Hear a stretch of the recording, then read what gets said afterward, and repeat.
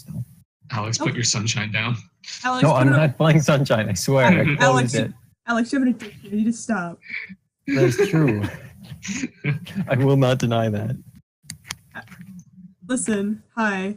My name's Amy. Hi. For just 99 cents a day, you too can donate to the End Alex's Mario Sunshine Addiction Fund.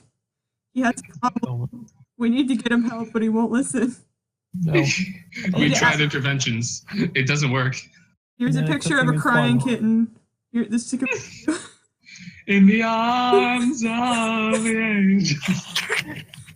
If you call right now, we'll give you this plastic bag, but it says penis on it, so that's how you know it's like worth something. That's quality. Can we have Only In the Arms the of an Angel, but like the acapella like remix from Super Mario Sunshine? Alex, see? He has a problem, please. Donate today. Seriously. The kittens are crying, please. The kittens are crying. Can they cry? My cat has like runny eye problems. Does that count? Yeah, mine does too. He gets like really long like black streaks down his eye or his face. You gotta wipe the goopies away with your finger. Yeah. Amy, why are you that streaming? disgusting mucus off. What? Oh shit. Okay. You hit the right button? Good. Amy's a fool. Amy's an idiot. You still have to like go back and save the video of the stream and still include it. Yeah, I know. It's really fun. Please.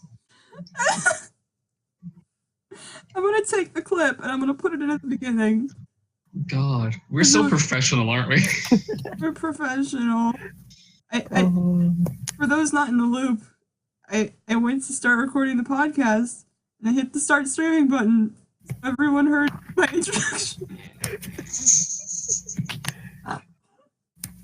I'll be entirely honest. It was just a preview. It's fine. Yeah, it's be fine. entirely honest when I say that I didn't even know you started the podcast. This is just how we function now. Let's be honest here. Oh, you know. All right, well, now I have to close Twitch because now I'm thoroughly embarrassed forever. Just delete your channel. Never go online again. Delete your account. Leave the internet for 3 years. Yeah. Yeah. Well, okay. So. Well, welcome to your Brain on Games, where I am an idiot all the time. No exceptions. No, none at all. You're stupid 100% of the time. Beautiful. Yeah. So, I'm Amy. I'm the dumbass. You're not the host anymore. I'm not the host anymore. You've been downgraded. I got demoted just for my mistake. It's like you're the one who demoted yourself. Yeah, I sadly took the crown off and I just sort of put set it on the table and walked away. Just a single tear going down your face. I'm wearing a dunce cap now. Aww. It's funny. My name's Tiramisu. I'm eating tiramisu. I have 4. Nice. I was eating it earlier. Haha. I'm 4 other people. That's disgusting. Okay. You disgust me, Bronson. I'm sorry. You know what? I'm just gonna end it all. We were doing introductions a little bit ago, weren't we? Yeah, we were. Yeah. Let's just ignore the part where Bronson said he was about to die. Let's just keep going. Yeah, we're good. You guys love me so much. Did you hear that buzzing sound? Yeah. No, not really. Okay. Anyway, Alex, introduce yourself. Yeah, I'm Alex. I'm the one who notifies people when they're streaming, apparently. No. I'm so mad.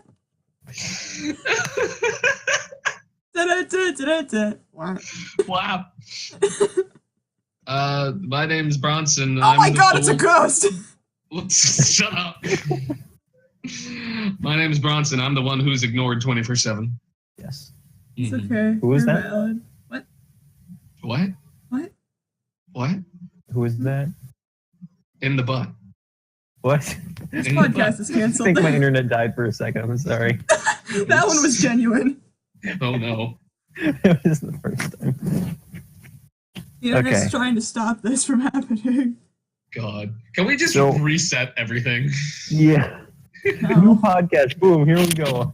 Make a new logo. Start over. Change your name. I'm Rodrigo. My name's Hello. Jeff. My not a funny name's joke. Clarice. Clarice. Clarice, yeah. Do you know it all? Clarice. Yeah, exactly. Clarice and know it all. That's the bootleg version. I couldn't remember the actual name. It's Clarissa. Okay, I was close. I don't know what you guys are talking about. I'm too Only afraid. 90 kids remembered. 90 kids. Only 90 Explains it all. children remember. If you remember Clarissa explains it all, you qualify for a veteran's discount. You are one of 90 people who Clarissa explained. That's classic, Nick. Gosh. Should we talk about what our topic is for today then? No! No, we can't. This is a video game. Sorry, this is a podcast about. This is a video game! Your characters, hello. This life is a Hello. simulation. This is a video game. Hello. This is a video game. crappy I'm your choose MC. own adventure. Oh God. We were just gonna talk about indie games, right? Just like any of them. Yes, that's the plan. Yeah, that's what we're doing. That's today's topic. Does anyone have one they particularly want to start with? Are we all just Yeah. What's your opinion on Minecraft? Shut up. it's fucking valid. Near me again. Slap, slap, slap. That's the sound my titties make as they hit the bars of my Minecraft prison. Stop. Why do we have to have that in the podcast? That's immortalized now. I hope you know. I'm a comedy god. That's why. It was worse enough reading that in text like a week ago, and now you have it like an audio clip of that. God. If anyone's gonna explain this podcast anyway, I hope they play that clip of what I just said. It's Just that. Nothing else. So we established last episode that Bronson's never played Minecraft. Would you like to elaborate as to why? Do it. The audience No. needs to know. Tell me why I should play Minecraft. Give me a list of reasons why I should play. Step You get to one. play with friends. Bricks. I have no friends. Well, Bricks. guess you're screwed. Do you like squares? No. Well, Shit. just, we kick him from the call. That's it. Okay, we're taking auditions now. Who wants to be That's the interview process for this podcast. Do you like squares? do you like squares and by extension Minecraft? If you like answered one, you yes. have to like the other. You do. I like Minecraft's aesthetic and I like its longevity because it is a good game. It's just I give zero shits about it. Like, Scandalous. you ever play like a hot, sexy game of Minecraft hide and seek? No, because I don't have friends. What? There's Minecraft hide and seek. There are public servers. I don't know if it's called hide and seek. I just know it's like that game they stole from Gary's mod where you're like, Prop you're Hunt. the- Yeah, Prop Hunt. Yeah. that one. Okay, yeah, I played that one then. Yeah. You can do Prop Hunt in Minecraft? I'm instantly more interested now. Yeah, they have like servers where they do like prop hunt and like a Hunger Games simulator thing. They have like a lot of mini games. I played paintball once on Minecraft. Oh. I had a friend that was really good at that. Yeah. If you find like good servers, they'll like do anything. I also was part of a Nice. server once where we pretended to run like a real town, so we like came up with like an economy and everything. What? We would like buy plots of land. Tell me he was the mayor. I don't know who the mayor was. I was playing with my friend who I haven't talked to in like a trillion years. But Okay. I was just like, I want a good house. I think I had like a little tiny clothing store or something. It made me feel valid. Cool. Beautiful. It was like in 6th grade. And I was, Yeah. The most important time to be valid. yeah, I need to be valid always. Thank you. So the thing I get out of all of this is that we all need to play Minecraft together now. Yes. Oh God, I can't wait. You sound so enthusiastic and excited. I'm just overflowing with joy. What do you hate about it though? That's my question. Yeah. Give us a Honestly, reason. I don't hate anything about Minecraft other than the fact that a lot of like 12-year-old kids play it and gives it a bad face on YouTube. Bronson hates but- children. You heard it here, folks. I loathe children. But no, I don't really like hate it. Other than that, I just like I I haven't had an experience with it. I mean, yeah, that's fair then. Like, Yeah, I mean, I'm sure if you showed me what we can do on it, then I'd more than likely have fun. But as it stands, all I did in Minecraft was chop some trees down and then get bored. Yeah, that's basically Minecraft. I didn't have any friends either, so I'd go on like those public servers for like hours at a time and just hang out with other people and like make like the colorful blocks. I never Oh, okay. experienced with like PlayStation or Xbox or anything, so my childhood was like Minecraft for PC. Nice. Yeah. That's it. It's pretty good. My childhood was Club Penguin. Oh, you know what? Right. That too, sort of that too. I was that until they started putting up a paywall, and then Oh yeah. That was stupid. Club Penguin, Webkins, and Poptropica. Poptropica, Club Penguin, and Toontown. Well, that was a thing. Toontown? Yeah. I'm You never so hear about behind on these Toontown? things. Oh I've my heard about gosh, it, but I've Alex. never played it. Yeah, I never had an account on that one, but I Like, about it.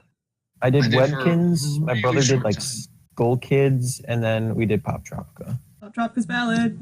Nice, yeah. Poptropica was always is the thing best that connects us all. Listen, have you ever like gone back and made a Poptropica account because it's still good? I actually might do that because I know there's a mini game I remember that I kind of want to base a new game idea off of. Lord, oh no.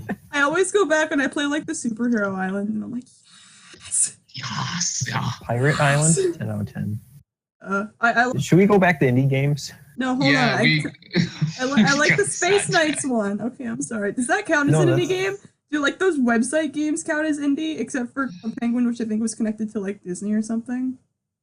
I'd say they're more like web flash games. I guess they're all based around products for the most part. Yeah. Maybe they, yeah, because you got like toys and stuff. I was on the Neopets website too, but just for a little bit. Oh god, Neopets, wow. Yeah. Were you telling me there was some like weird, like fucked up shit going on with Neopets or something? Probably. Wait, there what? Oh, who did I hear that from? I know. God, I can't remember. There's like stuff going on with the. No, you know what? I know there was. There was a time when they were trying to ban the word ass on the forums, but one of the mods did it wrong, so they replaced every single word with ass. Oh my Oh god. no. Something like that. I saw that image somewhere online. That's awesome. One That thing sounds like my kind of childhood. Yes. One thing I want to bring up real quick. I know this is going to out me right now, but Oh no. oldest age limit on Poptropica for making a new account is 15. Oh my god, we're old. Oh wow. Oh, It goes no. from 6 to 15, and you can't go any higher. Higher. You know what? I'll be Wow. 15 again. Are you really making a Poptropica account right now? Listen. At this moment. Alex! Okay, I'm closing the tab. This is just like sunshine all over. No, No, it's don't. fine. Keep it open and Listen. Okay. It's like you you gotta can, make it now. You like you- started this. You can't stop. you can play it, just wait until after we're done. Absolutely. Come on, just do it silently while we're doing the podcast. We'll join you afterwards. Okay, I know this is about indie games, and I guess I just sort of instinctively lumped Minecraft into all the like online flash games because it had like the same feel to it, like sitting on the computer for hours in like the dark while your eyes watering. But it's like Poptropica is the only one that's good still because they never put up a paywall for anything, Yeah, that's key Ever. for a lot of the older games to still live on. and even like all the outfits you can get, you just like steal clothes from people in the overworld. You guys remember A Maple Story? No. Wow, really? You guys never played it? Oh god. I've heard of it. I don't. It's Japanese chibi with mushrooms everywhere. That's it. That's all it is. It's pretty- Mushrooms. I heard there was a Maple Story too, and I don't know what that even is. Is that one of the indie games we're talking about? No. Oh. Oh. Well, that's what Brian's talking about now. It's too late. You guys remember So is Maple it. Story? No. End of conversation. God. You guys. It's weird and was my Oh. childhood. That's all I wanted to say. Oh no, I think I did hear about. Okay. Enough with the flash. Yeah. we We have an really entire love getting episode off about track. flash games, theoretically. God. Well, Why do we even plan topics? I don't know. Yeah, we just kind of come up with them on the spot. We just talk about things, I guess. Yeah. This isn't a professional podcast. We're just talking at each other and Yes. recording it. Not even Sure. with each other, just at each other. Yeah. Are we even unprofessional? We're not even people. We're not. I'm one of the thumbs from Spy Kids. Oh God. I'm George Lopez. I'm all of his characters. Oh man, I was gonna call him. It's like, what are you doing? There is a little eye. God, let's talk about Bendy Anything games else? today. Can we talk about anything else? No, too late. Let's talk about indie games, kids. George Lopez, the podcast. Jorge Lopez. George. Okay. Someone just pick one from the list of indies that we put. I'll pick Ebe. I love Ebe. Y'all know what Ebe is? I do. I don't think Alex does. No. Okay, cool. So it's another RPG Maker style game. They're all RPGs. Honestly, yeah. Ebe. Okay, I do know this one actually. I did watch Markiplier play it, and I don't remember nice. it well though. Good. Okay. Yeah, it's about the little girl that gets lost in the museum. You know, Yeah. it's an art gallery. Get it right. I'm sorry. They're both boring. I'm allowed to say that I'm an art major. I was about to say I love this game a lot. Well, God, I don't know. I guess I just have a thing for RPG style games, but No, I I don't didn't know. say I find it really enjoyable. I didn't say the game was boring. I said art galleries are boring. Oh, Oh, okay. Agree to disagree. Yes. Yeah, okay, sure. I've never been to an art gallery in my life, so I can't say. I love staring at paintings and walking around with a bunch of people who think they know shit about art. Yeah. How much different is this than internet? I love staring at a screen for hours and yelling at people I don't know for hours about topics I don't understand and they don't either. Yeah, I mean- that's the internet, isn't it? It's like that, but everyone's dead silent and they're doing it in their head. Yeah, it's really posh and sucky. They got the look on their face like they think. The smear. I had to go to an art gallery for one of my college paper things, and I just walked around for like half an hour. I'm like, I know I got in here for free, but it wasn't worth it. I still want a refund. Bored. I want a refund. Get me out of here. Even what I wish an art gallery was like. I wish I could go to an art gallery and then just get haunted and killed. Yeah. I wish in. a dead artist's painting of a little girl came to life and wanted to kill me. Yeah, that's a mood. I wish an Is that not adult too man. specific? Wish an adult man would die in front of me. That's my greatest Don't wish. worry. Oh, I do want to update you, Bron. I did start watching a playthrough of To the Moon. Yay! Yay! Progress. Good. It I'm gets so super happy. far, but I'm working on it. Awesome. Where are you now? Sorry, I'm talking about Eve, but where are you now? I'm way more interested in this. Oh my god. I'm trying to remember. I think I was watching Markiplier play it. Surprise, surprise. Mhm. He got to the part where he was talking to. They just went in Johnny's mind. They saw all the paper bird stuff in the house before they went Paper in his mind, rabbits, yeah. and they started talking to the old man version in his head. They're like, Okay. "Oh, can we have more permission, please?" He's like, "Oh, I'm sure, but I still don't know what the heck I want to go to the moon for." Yeah. Like, that's what we're asking you for. It's like, I don't know. I've got Alzheimer's. It's mine. Okay, yeah. So you just gotten into his mind. That's I've good. got That's- super Alzheimer's. My wife has Asperger's and I have Alzheimer's. We're the AAA team. It's What was I saying? Alzheimer's 2. Who are you? Was this diabetes still? It's type 2, the sequel. I think that's just amnesia, isn't it? Amnesia, you mean? Yeah, true. Mhm. The medically undiagnosed version of amnesia. Amnesia. Listen, if I can make references to one of my favorite YouTubers, I will.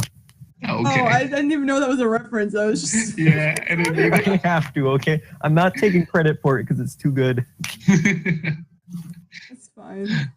I'm glad. I guess- So yeah, Ebe, we were talking about that, weren't we? Yeah, we were until you went off topic again. Well, hey, Alex brought it up. Jeez. God. No, you brought up the art museums, and then I said to the moon. Oh, It was yeah. You know what? It's all of our faults collectively. Yeah, you're right. We're all involved in this. We're all dumb. Okay, continue talking about your game. Please. Yeah, Ebe is pretty cool. I mean, what were we supposed to talk about? We didn't exactly say a topic. I don't know, Well, just like about what we like about it. Just them in general. just indie games Yeah. and how you feel about some of them and maybe what you want Yeah. from other ones. I mean, it's a good game. don't It was made know. by some nerd named Koki back in like 2000. What? What? It was what? Koki? Yeah, something like that. I don't know Japanese names. Oh, think I I was would, like, wouldn't you? it's just like the drug? No, Coke. What? Amy, are you okay? No. Okay. Okay, that's fair. Keep talking. Kuri, that's it. Kuri, not Koki. Okay. That sounds more like a name that would exist. Koki is a Japanese name. Is it? That's Lucas's name from Pokemon in the Japanese version. Don't ask why I know that. Say, why But I do you just know like that it- off the top of your head? Oh, because he had because Ebe's like such a small game that like if you want to know anything about it, you have to basically go on the creator's Tumblr account and just see the updates that he did. This was back in the day, but yeah, so I'm very familiar with him and his work. Huh. Nerd. Yeah, thank you. I'm Call a him out. major weeb. Was Ebe really 2012? God, Was it? my lord. Yeah. February 27th, 2012. That came out 20 days after my birthday. I was gonna say, it seems like Oh, it was yeah. even older than that because I didn't hear Yeah. it a while It after, and I looks was like- like, Yeah, it was Most made are- on RPG Maker 2000, so that's why oh, it looks so there bad. you go. Makes sense. Okay. Yeah. Yeah, I was about to bring that up. Like, I thought it would be a lot older. It doesn't look It so is. hot. This It's game is really ugly. old. I gotta say, even though it's like art museum related, I've never liked the art style. Like of the game, the pixel art, or I mean, the pixel art's fine. There's just like, you go on the wiki, it's like the CG cutscenes or whatever. They're just, like, yeah, it's very some- scratchy. Yeah, it doesn't. I don't know. It just sort of looks like the guy made it who wasn't an artist. They didn't pull it off Kuri, well. Kuri made it. Kuri It's made a all cool the art idea, for the though. game. Yeah, it just doesn't come across like a style. It comes across more of like a mistake. Bad drawing skills. Something Yeah. like- find, like, on did you DeviantArt. upload the? Like, did you upload the full versions or just the outline sketches? Whoops. Whoops. Literally, like half of this stuff looks like concept art. I mean, this is concept art. What I'm going to show you in chat here. Don't confuse it, but I mean that's pretty much the finished style, isn't it? Uh, It's making us download it. Oh God. Well, God. sorry. damn it, Bronson. And Oh. why does it say it's a computer disk? What the heck did you do? What? That's weird. Bronson It's downloaded a- a virus. Yeah, seriously. I don't don't want to know. upload the goddamn file. Oh my god. All right. I'm It's a super mess. professional, guys. All of Yes, you are a that- mess. It doesn't even have like an extension type. It's a file version. what the It doesn't have one. You just put something in the chat called latest and this. What? Oh my God. Delete that. I was gonna say that's a cursed file. You gotta get rid of that. There we go. That's Okay, when your hold on. computer starts bleeding. Yeah. Yeah, we go. yeah, that's pretty much just the final stage. But Yeah. Yeah, Yeah, it this is looks pretty like scratchy. concept art. it's all I'll shaded say with like black, and I'm like, yeah. Black is really heavy, and there's a pillow shading, but like it's painted and blurred. we have a whole conversation about freaking color shading. Artist terms, yes. Yeah. Oh God. Yes, I speak artists. I speak art things. Art equals true. Hell yeah. My name Alex. I know art things. I mean, that's not like a breaking for the point. art, for the art style that for the art style that the game had, for as simplistic as the game is, it gets its point across really well. Like the world is super like detailed. I mean, you can easily fall into it for a horror game like it. Yeah. Yeah, like it's one of those games where like okay, the design of the game is so shitty and simple, like it's all pixel art that you just have to let your imagination go with it, and at Yeah. that point you're making up like the extra details that you don't actually see. Yeah, although that and like Ebe looks good but it doesn't look good enough for me to play. Like, I know a lot of people have good things to say about this, but I don't think this is the sort of thing I want to play myself. I just want to watch people play it, and not even just like the overview of the plot, because there's a lot of just like wandering around and. Yeah, I would agree with that. And if you want to get everything, you have to do some backtracking too, even. Yeah. It's not fun. It's a short game though, so the backtracking isn't. Actually, wait, no, that makes backtracking worse, doesn't it? Yeah, it's just a little bit. It's simplistic for what it is, and there's only one like point where you need to backtrack, and it's to get. And it's if you want to 100 complete everything by looking at all of the paintings. So in order, there's a bonus gallery after you clear the game, and in order to fill up the bonus gallery, you have to examine all the paintings. But because Ebe can't actually like read half the words on them, you need to have Gary in your party to read it for you. Oh. I can't read. I can't read. I am a little child. But you get Gary like 9 minutes into the game, so you have to backtrack to the very beginning to get those portraits. Yeah, but that's the only like instance of it, and it's completely optional. See, that's still pretty impressive for. It was one dude on the team, right? Mm-hmm. Yeah. Do you know how long development was for that? No, I can look it up though. Yeah, I'm guessing it can't be super long because RPG make.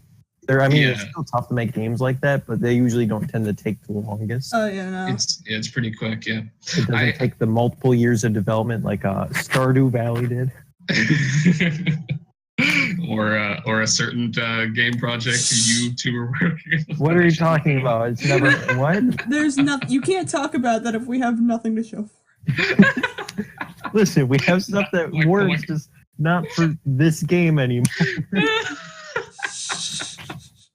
Another time. We'll talk about that later. It's fine. Yeah, when we make a game. I mean, what? What or not? Okay. What? Whenever I think about IB or IB or whatever, I just think of Ebe. I think it's like a more successful version of it. Even though I think of like Off, which is just they're not the same at all, and they don't have the same style really, but they're just horror element stuff. I don't know. Horror elements in an RPG game, yeah. Whatever. No, it's just like they have like the same scratchy art style and like overall tone, but Off seems a lot more polished, and it does like the really messed up shit a lot better. Yeah. I'd say definitely in terms of like how like creepy it can be. Off is far more like Off will actually unsettle you. Ebe is more just like it's a horror. This is why I didn't call Ebe a horror game earlier when I was like when I was talking to you about it. Yeah, because like there are horror themes. It's in a quote unquote haunted art gallery. Like there are paintings chasing you, and it's supposed to feel scary, but it's for the characters, not for the player. Yeah. The only things that'll really scare you in Ebe are jump scares and I guess just the atmosphere really, but like it doesn't go out of its way to actually try to scare you. Jump scares don't count. Yeah, exactly. Yeah. Only if they're done correctly, then they can count. Yeah. It's hard to pull that off. Well, it's supposed to be a tension reliever. Like there's a lot of examples of good jump scares, but like most, like 90% of the time, it's just very cheap, very poorly made. Eyeing FNAF out the corner of my eye. I was gonna say you can say Five Nights at Freddy's. Looking back at our other podcasts, it's retrospective. No, but like Alex, have you played Off or know what it is? Off? Yeah. I have not. I don't know what that is. It's really cool. It's a French indie game. Yeah. No, not it's like it's like a game. You should look up the art for it because the art in general is like really good, and you can see it's really good. Yeah. Inspiration for it because they're both like pencil sketch looking things, but like Off embraces that a lot. Like, just the art style is super unsettling, but like, everything has one massive color, and all the characters are in black and white. It's nice. Yeah, it's like okay, not to say something super obvious. Hold on a second. No. Okay, I thought I was gonna sneeze. Oh, okay. I'm sorry. Okay, no. This is a really obvious comparison, but you know how like in Undertale the game is sort of a riff against the shut up. It's like a riff against the battle style of RPGs where it's like, oh, these people you're killing, they're actually like characters and you're a monster for doing so, blah blah blah blah. Yeah. Like, it turns out you're the real monster. It's like Off pretty much did that first, but they did it in a way where all the enemies look like enemies and the game tells you they're evil, But if you go back to the areas where you've quote unquote purified all the enemies, Purified. you're in a wasteland of nothingness that you've just like hollowed out, and it is like Purification feels so horrifying in that game. If you ever go back to any of the previous areas, there's it's just so vacuous. And, yeah. Okay, so the game is like you're this character named the Batter, and you're just like a baseball player. Yeah. And these like party members, like Alpha, Beta, and Omega. I think they're just like orbs that follow you that you can unlock. Yeah. Anyway, you're going through these 5 different zone areas. They just call them zones. And you're purifying the area of all the monsters to like save the people or whatever, and you just like you do battles to kill them, and then you get to a boss at the end, and you purify the entire area, and you like get through the first area, and the game's like, okay, you did good, and if you go back to it, it's like it reveals very subtly that like you're doing something really shitty because like it's all demented, all the enemies are way more powerful and like disturbing looking. Everyone's just like sad now. Everything's white. So this is off? Yeah, this is off. Yeah. I guess I can just spoil the ending because it's a decently old game. Like you get to the end, and the final boss is this character called the Queen, and it's revealed she's your wife, I think, and she has this son whose name I don't remember. But the ending of the game is you see this switch on the wall. You kill your son. That's what happens first. Then you see this switch on the wall, and it's like, would you like to press the switch, yes or no? And if you flip the switch destroys that universe, and the ending quote is, "Switch was turned off," and that's why it's called off. You just destroy everything. The end. You turn the world off. That actually sounds really cool. Yeah, it's really cool. And then like I think if you don't do it, the better ending is like you instead play as this cat character who's been chastising you the whole time. And you fight the main character, and when you fight the main character, he looks like a demented monster. Yeah, he's got like big old, like massive reptilian like jaw. It's like terrifying. It's like, oh hell yeah. Hold on, I want to say how the wiki for Off describes the Queen. She appears essentially human, although she is not. Oh. Okay. Well. But she ain't. That's it. But she ain't. I mean, really, you can describe every character who looks like a human in this game like that. I'm pretty sure the art in this game was actually like drawn on like notepads and just like like imported in in like MS Paint or something. There's one really scary scene. I guess I don't know if it's just sort of unnerving. All the zones have this like element or whatever that they like import. I think one's like sugar. Smoke, I think, or what? I don't know. It's just like the NPC characters like breathe in smoke or whatever. Yeah. The sugar, and there's a couple other things. The Elfsons. Yeah, the Elfsons, and you get to the area that's like the sugar, and you go downstairs and you find out the sugar they're eating is like charred corpses of other people. Ooh, yum. Yeah. Like. It's like, okay, everyone's messed up in this universe. Oh, candy. Lovely. And the sugar makes them, like, insane, and it's like a drug, like, they're all addicted to it, and they don't even care that they're killing people. Grandma's ashes, the most addictive drug. Tasty. Is this the right playthrough, then, on the chat that I posted? I just want to make sure I'm thinking of the right... Yeah. Is it also Markiplier? Is it... Yeah, he's played it through, Listen, if there's an indie horror game, it's Markiplier. You gotta go to him. Yeah. He has to have it. Yeah, you're right. His reactions to this were actually pretty good. It's from like 14. I don't think he I was love how you watched him play this. It's not a super popular game. Yeah, it's very kitschy. Yeah. It's like I remember just the thing I remember the most is seeing art on DeviantArt of people shipping the Batter with the shop salesman. Yeah, I was gonna say the salesman that everyone called Sans after Undertale was released. Oh God, terrible! I want to kill myself. Oh God, but yeah, no, like it wasn't a super popular game, so not a whole lot of people saw it. It's like the fan base was like into it for a while, but I think if you find fans of it, they're like all respectful now. Yeah, it was like it was like a fan translation too, because I think it was just made in French and then. Yeah. Like That was the same with Eve actually. It was a Japanese game that a fan translated. And like the French translation is not good, so that makes it look even creepier. Like like you start the battle and it'll just say like purification in progress like, over the screen. You're like, okay. Yeah, it's just like, You're what like, does this mean? what am I playing? Oh my god, the frog is back. Oh, special guest star. God, no. There's a frog that lives in my AC. And he screams. He's our co-commentator today. He takes over for Bron occasionally. Yay. I love the frog. He just starts yelling. I hate him. He keeps me out all night. He's been gone for a while. He heard you were doing something. He has been. I hate him. Well, that's mean. Don't be rude. Excuse me, Alex. When you've been kept up for 5 nights in a row by a frog, you're gonna hate him too. By a screaming frog. Oh my god. I was gonna say, yeah, but the translation for Eve was also done like that. Guri oversaw the translation, but it was all the fans doing, who and the work was approved for it.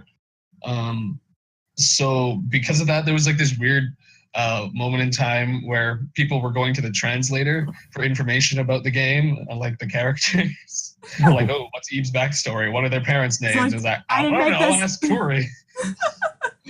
That's awesome. Okay.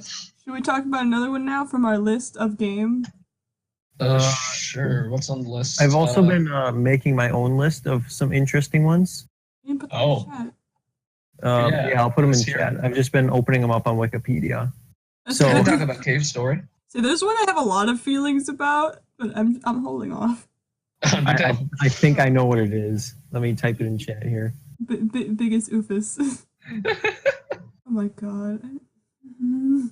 We should talk about other things. Oh my. Was I correct? Yes, I have so many feelings about the game Hello Neighbor. Oh, you were writing a freaking documentary about it, man. Have you even seen like playthroughs of that? I have no idea what that game's even about because I like watched people play it when like the alpha came out and it was around the guy's house. Okay, you go over to the neighbor's house and you like try to do shit and then you try to get back to your house before the neighbor catches you. Yeah, but then like when the final game came out, it's like psychedelic. There's like a backstory where the neighbor has like 2 dead kids or something, and he like what in his basement. Yes, right. I out of entirely boredom. Oh my god! I clicked a video on like a series of Hello Neighbors theories or what, not game theory. Someone else. Well, I have about it, and they were showing like clips. They were showing clips of the game. It was like dreamlike, and there's this one scene where the neighbor's like huge and like stomping. Oh yeah, that's what is this about? Yeah, it was a cool concept for a game, but they haven't done anything with it. It's so trippy. Even their main selling point, which is like, oh, the AI of the neighbor is really cool, and it's like complex and it's scary because he's always thinking ahead and doing interesting things. Nope. Definitely not. Nope. He gets stuck on walls. He gets lost in 2 feet of hallways. No, I've just seen a lot of videos. Okay. Like 8 different. I'm about to disown you. Well, I mean, it's not that bad. It seems interesting, but it was one of those indie games that like got like a bunch of attention immediately, and I really it doesn't seem warranted. Oh my god! You know another one that I'm just gonna bring up really fast that did that recently. That Baldi's shit. Oh no, Baldi's based in education and learning. It's more of just a meme now, I think. No, you don't understand. I've seen real art trying to make. I've seen Tumblr fan art. I want to cry. I hate everything about my life. There's like fan songs and like theories with like the Dame tu Cosita alien or whatever. And I'm just like, what? How did we get here? This game is not that deep. No, stop that. It was made to look shitty because that's the joke. Wasn't it? Joke, yeah. Jam or something? Like what? Yeah, it does seem like a game jam game. Like it's like 10 minutes long. I watched like a video of some dude play it, and the entire video is 10 minutes long, and he goes through it like twice. So I'm like, I mean, it's a decently challenging game to get through. I'll give it that. I like the idea behind it. I like the idea, and the execution is funny. Yeah.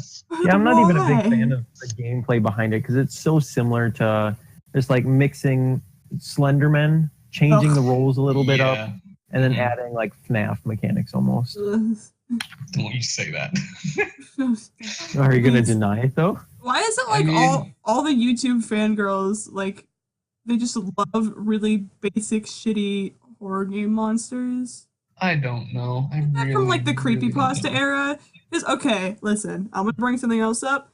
No, Oh, Mhm. it's the people who made Bendy and the Ink Machine because I think that concept's really interesting. But oh my god, ever since part of that game that's like not good looking. Like when people like draw yeah.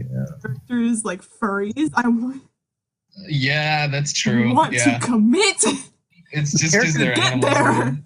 The God. character designs are getting better, I think. Like, Oh yeah, because they Yeah, go the, back and the they. character designs are really good, Ooh, but yeah. like people's drawings of them, I see so many pictures of. Oh no, it's just bad. It's just not to rail on other people's art styles or like young kids on DeviantArt, but there's like a line where you cross, and the line I draw is the porn line. yeah. I mean, you're not That's a bragging on an pretty art big style then. It's just porn. That's weird. Yeah. Yes. Yeah. Yeah, you're right. No, I'm I'm correct here. Thank you. Thank you for proving my point. But You're welcome. I think Bendy's another indie game. Yeah, I think so. I follow the Yeah, you can talk about that if you want. Yeah, they're really nice people. My relationship with Bendy and the Ink Machine is very embarrassing. let's go over this then. Okay, I'll out myself to the internet. So Say it. I should come clean and say that I'm really, really bad when it comes to horror media. Because like She's a big baby. it's that and like something about my anxiety. If I like see a horror game or like I've never tried to play very many myself because I just know. But if I watch other people play them too, I just get really paranoid and like at night I'll like convince myself I see things moving. Yeah. I remember the video I watched. It was kids react to chapter 1 of Bendy and the Ink Machine. Oh God. On accident, like the day before I was about to go on vacation. And Oh no. for like the next 8 months, I was completely terrified of the concept of some like benevolent art thing that's gonna kill me because I'm shit or whatever.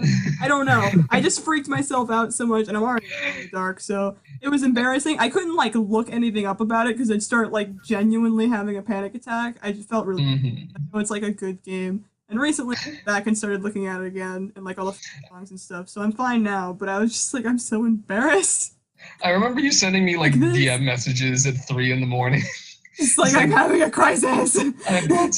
Bronson, please, just talk to me. Just Yeah, I still do that about stupid shit. I found a spider in my room one day, and like 2 hours later, I'm like, there's a spider anyway, Bronson. Yes, Bronson. There's a Can't spider on the sleep. other side of my house right now. I can't live. I am having a crisis. I'm just a big weenie baby, but I'm glad I can look at it now because I really appreciate like the art style.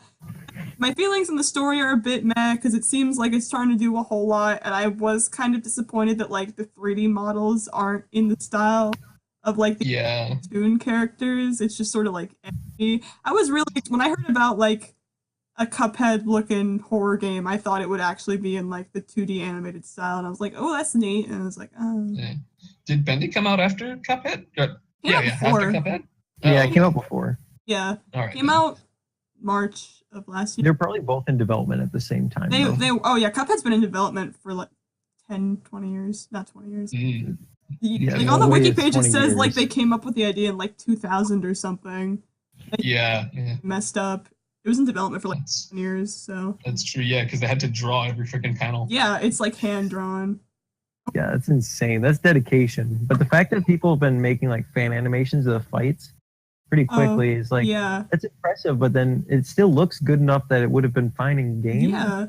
There's a lot of crossover between the people who like Bendy and the Ink Machine and people who like Cuphead. Like I've seen the devs for Bendy and the Ink Machine are super cool because they have contests where it's like you draw like posters for fake episodes of like the old cartoon and he'll put them in the game, or like Oh, that's Yeah. cool. songs you Yeah, can I find on remember. like old recorders and stuff. And there was one guy who was playing the game and got so scared by a part he threw his headset and it broke, and you can find that headset in the game.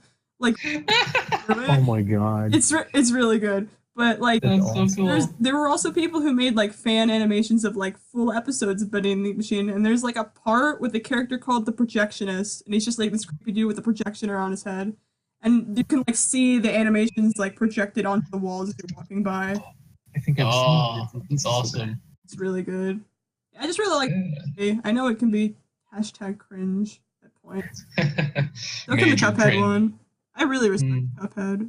It's so I like the styles of both the games, but the problem I have with Bendy and Ink Machine is just the gameplay doesn't seem interesting to me. It's sort of collectathon-y, yeah. Mm-hmm. Well, I think the first chapter is like that, and I think maybe the second one's like that too. No, chapter I know- 4, you have a boss fight. 2 of them, actually. Chapter 3 is the one I've heard the most complaints about, though. Chapter 3 is the longest, and it's an errand run. That's why. Yeah. They sliced it down a little bit when they came out. That doesn't add to the mood of like horror or anything. It's like, give me these things. You're all being super loud and yelly at you. Well, it's not entirely that, because it's like, there's this girl, and she's like, hey, if you get me all these things, I'll let you out of here through the elevator. And you're going around and you meet like this new enemy type, and I think you meet the Projectionist in that chapter when you're trying to like slog through ink, and he's like following you. Mm-hmm. And you have to like collect things while there's like people chasing you, and then like Bendy can spawn anywhere. So it is still sort of creepy, but it's also like a slog fest, and you're like, okay. The thing that gets me about Bendy and the Ink Machine is when I see, like, I can't actually speak to anything about how the game is developed or how the story is written, but for me, it really feels like they're doing the story as it goes. Like, as they put out a new episode, then they think of what the story to deliver in the next chapter. Yeah. I always felt like that. Because of that, there's a degree that I feel like the gameplay is put on the back burner. Because it's kind of just like, oh, here's a small little different thing for this chapter, but the gameplay is still the same, and there's not exactly anything new or inventive about it. I know a weird amount about this game because I always watch videos of it now that like I can again. And I just interesting, but I know that the chapter they just came out with added a lot of things. Like there's a carnival section, and you can like throw the darts and like play the game. And they added, I think probably my favorite aspect of the whole thing, just because of how cool it is there's this boss dude named Bertram Piedmont, and it's like a haunted carousel ride, but like the dude's head is like in the middle. Oh, nice. You fight it by like chopping off the cars with like an axe while it's like swinging around. And like that's new. I just thought that looked really nice. That's cool. Okay. Yeah. I can sing. Oh God, jeez! The eyes just looking out. Oh, no. You looked it up. I did. Yeah, I looked it up. I just really like that model and how creepy it is, and like you see like a voice recording of like the dude talking, and it ends with "But I'm still here," and then the machine starts up when you fight it. Yay! Oh, okay, I have seen this. Like like the scat. Yeah. Is the ride. Okay. Yeah. The scat music.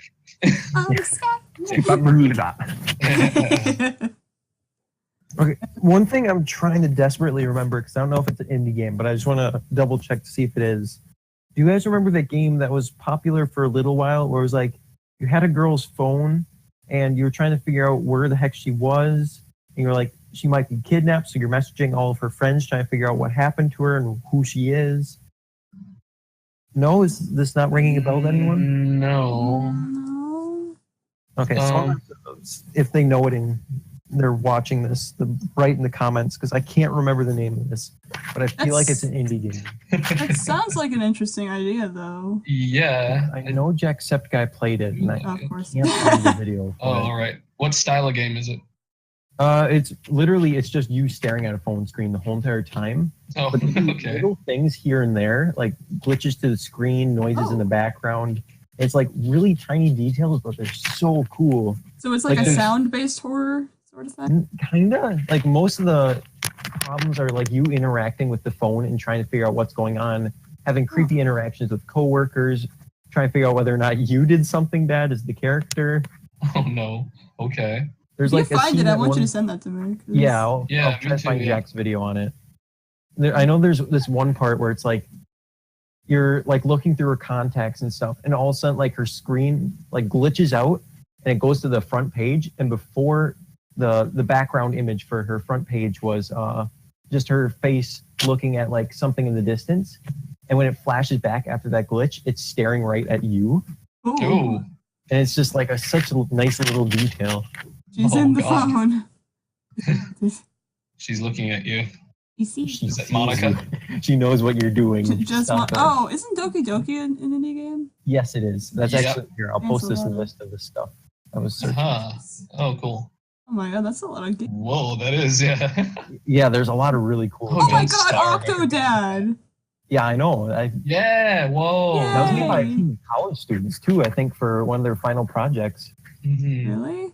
I I saw think- that everywhere for a little while, and then I was so sad when people just sort of forgot about it because I thought that was a really cute game. Yeah, it was really neat. I like the mechanic of it. You had to control all of It's his just so limbs separately. silly. I loved the art style and how like bright and poppy everything was. Yeah. And the Just, like, fact that nobody noticed you were an octopus. oh, of course, you're just like knocking things over. You're like in an aquarium. Like, oh, hello, sir. I see your arm is kind of stuck to everything.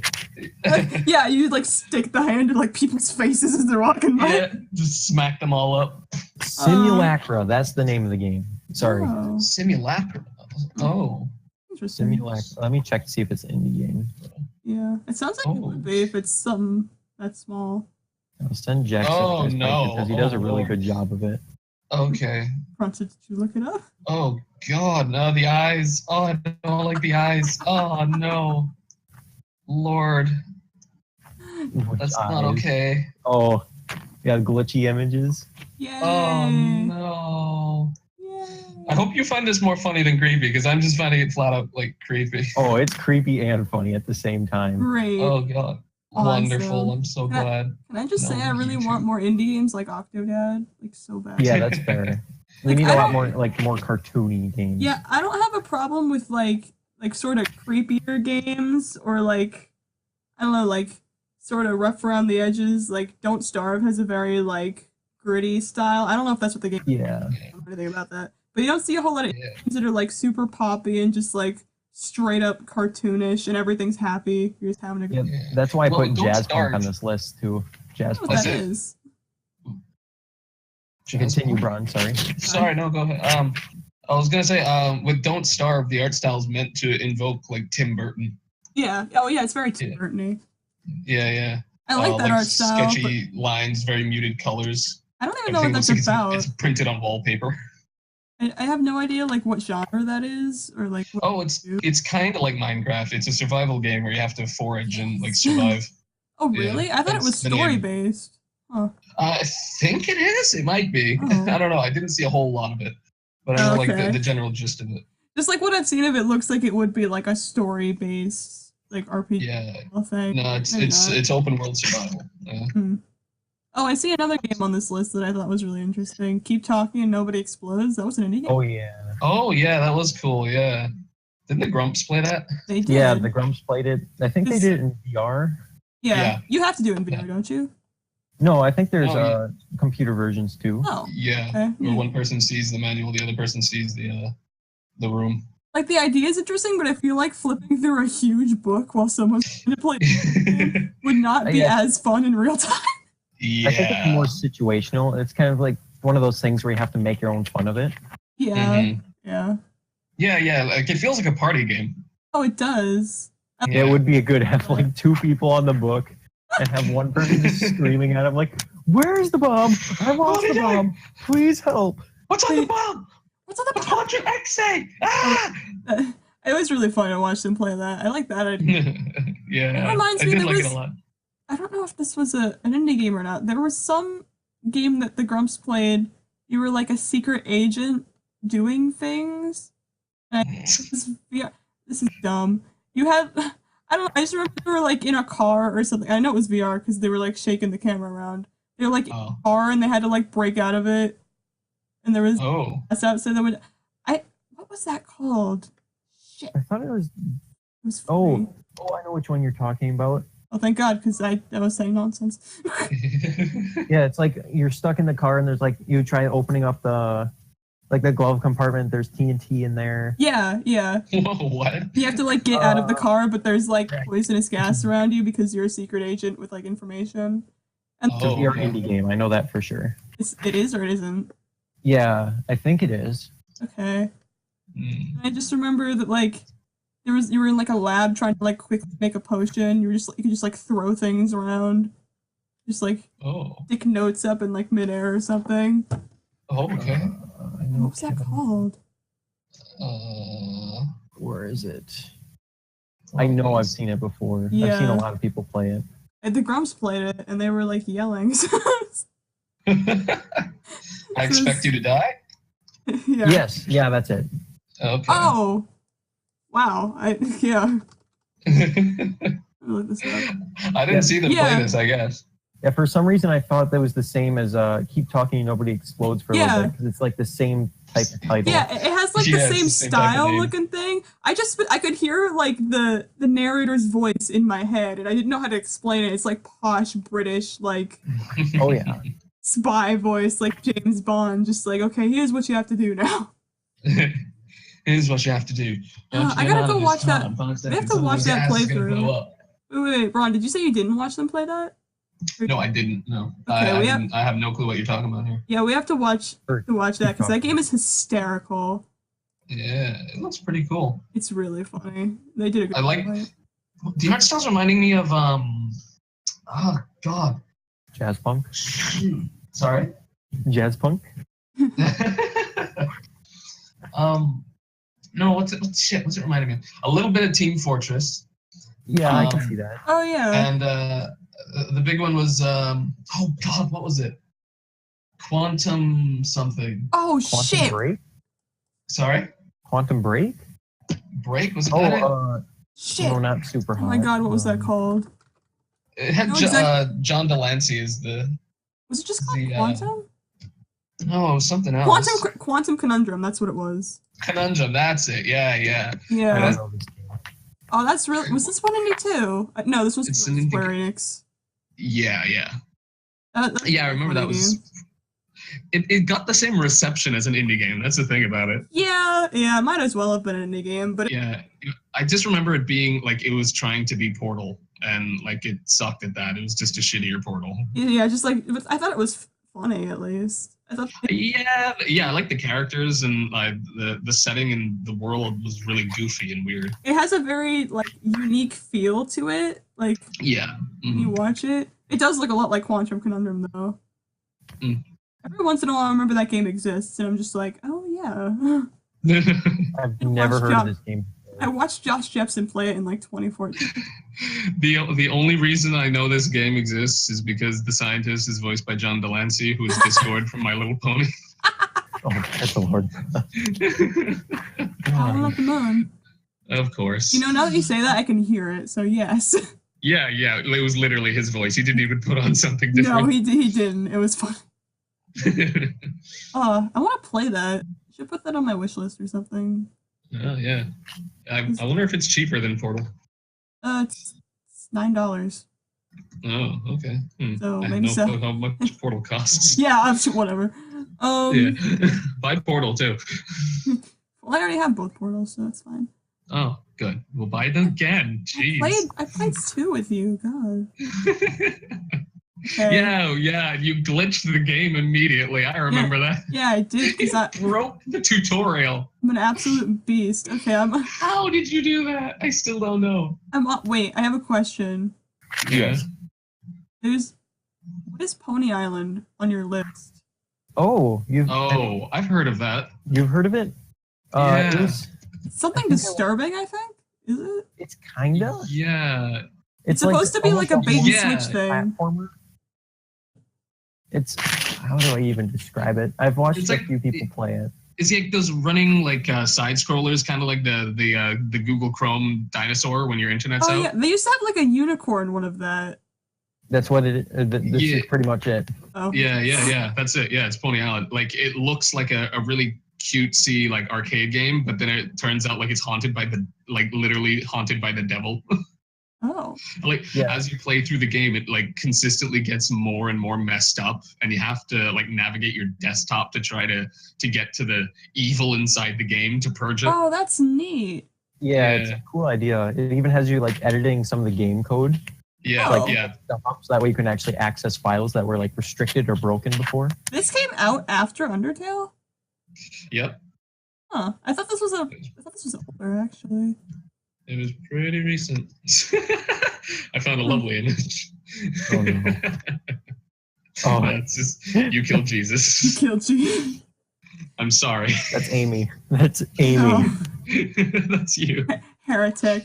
No. That's Amy after that stream yesterday. Oh my god. No. That's interesting. I was gonna say it's like another thing Undertale was based off of. I really thought this was older for some reason. No. It does kind of have that older look, but it still holds up pretty well from the style that it has. Yeah. That's the thing about pixel games. Because now that we're in an age where every game like has to look exactly like real life, and like it looks shitty and gritty and sad. And it still doesn't look Pixel realistic. art is a style that feels timeless, even though it is very dated. It's become timeless. I don't even know how to describe that. Oh Yeah, yeah. I think that's just in general for stuff. That's why Yeah. I love it so much more, and having like, super HD graphics with realistic face Yeah. motion. Yeah, feel every drop of sweat flying into your face from Nicolas Cage's neck muscles. I'll Yeah, take that any day. That's why I Listen. always have problems with like 3D rendered games. Like sometimes it's good, but like after a while they don't anymore. But pixel art never really looks bad. Yeah. I think you still have to stylize pixel art though, because otherwise it Oh looks yeah, of course. kind of Oh, generic. That's why I'm not a yeah. big fan of like the RPG Maker games. Mhm, Yeah. Like yeah. they all have a definitely. specific style and they don't deviate very often. Yeah, like Yeah. if you're not gonna do anything interesting with the pixel art, it looks, and then your game's probably boring. Yes. Yeah. But other, I think it's Speaking nice. of games with good pixel art, hey, here's a segue. Oh, what are you doing? Smooth. How Cave don't Story. do I it. wanted to talk about Cave Oh, Story. thank That was on God. the original Okay. list. Okay. No, Don't never you- mind. Sorry, I'm gonna say What'd you something think I was else. gonna mention? Nothing. I know exactly what you thought I was gonna say. We're Nothing. avoiding the word like Voldemort. God. I'm willing to Cave- say The Voldemort. game that Liz. must not be named. Listen, talk I need about to talk Cave to you about Story. Cave Story because Please. I was playing it with my neighbor the other day, and I have the biggest love-hate relationship with this game. It is horrifying. So, so I love the gameplay style. It's just like a run and gun, like 2D platformer. You got a gun, you got 4 directions you can shoot in, you can jump, you can kill things, you can level up your gun to shoot better, and you get Dorito chips to level up. It's really cool. It's Yeah. really fast paced and fun, but it's hard as Cuphead. balls. Oh, yeah, It that game is hard God. as shit, dude. Every time I pick the game up, I'm like, I have to convince myself to pick it up again afterwards. Yeah, like- yeah. Oh god, it has the old style, so like the game doesn't autosave. It has save points everywhere, Yeah. and you need to save scum if you want to enjoy this game. Otherwise, you will like just rage quit. So it's I- Kaizo. Yep. Yeah, not as bad as Kaizo. But Okay. yeah, How do you save scum in Save Story or Cave Story? save story. Save Well, I mean, like literally, like you'll be in an area that you have to backtrack through, and there'll be like 3 save stations, I guess, around the area. Every time you pass it, no matter if you're going to the save station or not, Oh, specifically, yeah, save every it. time you pass it, you save. Yeah. I thought you meant like actual save states. I was like, No. Yeah. No. How do you even do that? Save, Yeah. unpause, die, So- save. I want to say this. In order to get the best ending for the game, you need to do 2 specific things. did you have to like You make have- a weird jump off of like a? Yeah. Okay. You have to not get the booster from Professor Booster, and in order to not get the booster, you have to jump over this chasm, and it's right after a boss. So if you don't make the jump and you want to get the best ending, you have to beat the boss again, because there's no save point. Oh god. I can hear the frog screaming Yeah, again. the frog co-commentating. Frog, Lord. frog. Shut The up. frog supports Cave Story too. Shut up. That No, it frog doesn't. loves Cave Story. There we go. Okay. I just Slap. banged the side of my AC to tell it to shut up. Dude, backhanded that frog. Oh, So man. I wanted to just relay to you a short little story. in order to get one of the best weapons in the game, you have to not give your weapon to another character earlier on, right? So you can give it to Curly. You can give your Polar Star, which is the first weapon in the game. You can give it to Curly, and she'll trade it with her machine gun, and it's a lot better. Like, it allows you to basically hover in air because you can use the power of the projectiles to launch yourself. So I was like, okay, well, I can't do that if I want to get the best weapon, because I need to trade the Polar Star in for another weapon way later. So I have to keep on to it. So I was playing through the game, and I got like halfway through, and like with the bosses, it's an experience trying to get through all the text and the gameplay. So halfway through the game, and I made the jump, right? I jumped over the chasm, because I wanted to get the best ending too. And as I got into the room, Curly Brace wasn't there. She just wasn't there, and I couldn't progress. And I was like, what's wrong? Why can't I go?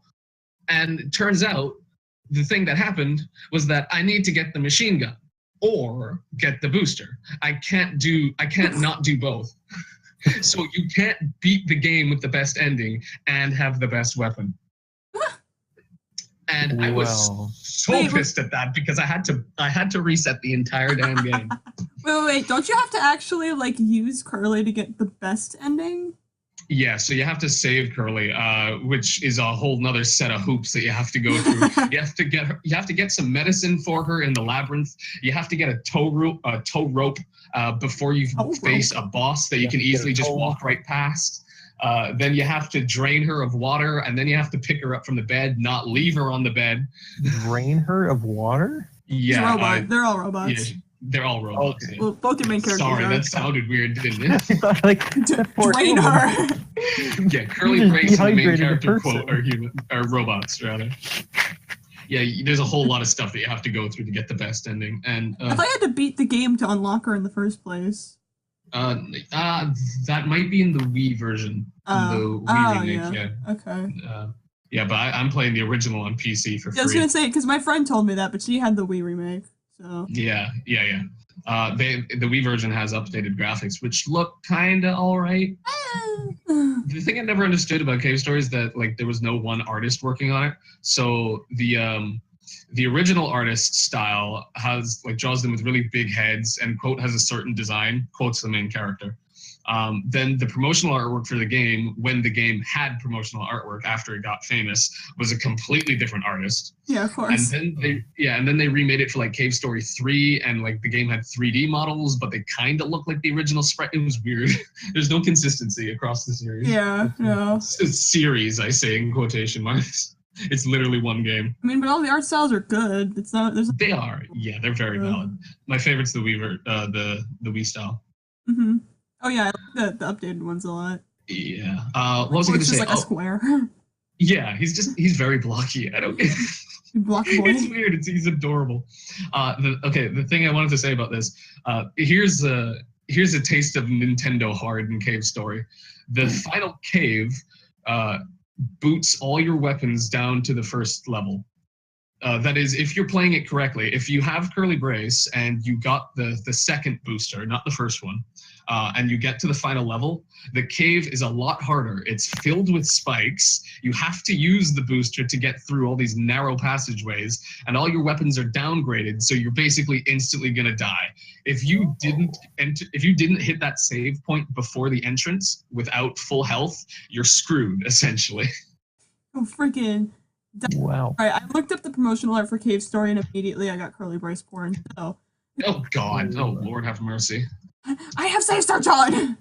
Oh, no. Why do people want to fuck robots? Don't do that. Oh no! Are they like children? I thought they were children! No, they're robots. They don't have ages. Well, I thought it was implied that they were. I always thought Quote looked younger. No, they're yeah, I mean it's just the style, but they're implied to be like heavy military androids, like who are supposed to come to the island to massacre all the animals on it. Oh, well. Yeah. I think the fact that there has to be some kind of twist. Yeah, it is. The plot of the game is that you're in a cave, but the cave is on an island. That's the floating in the sky. That's the Oh. cave story.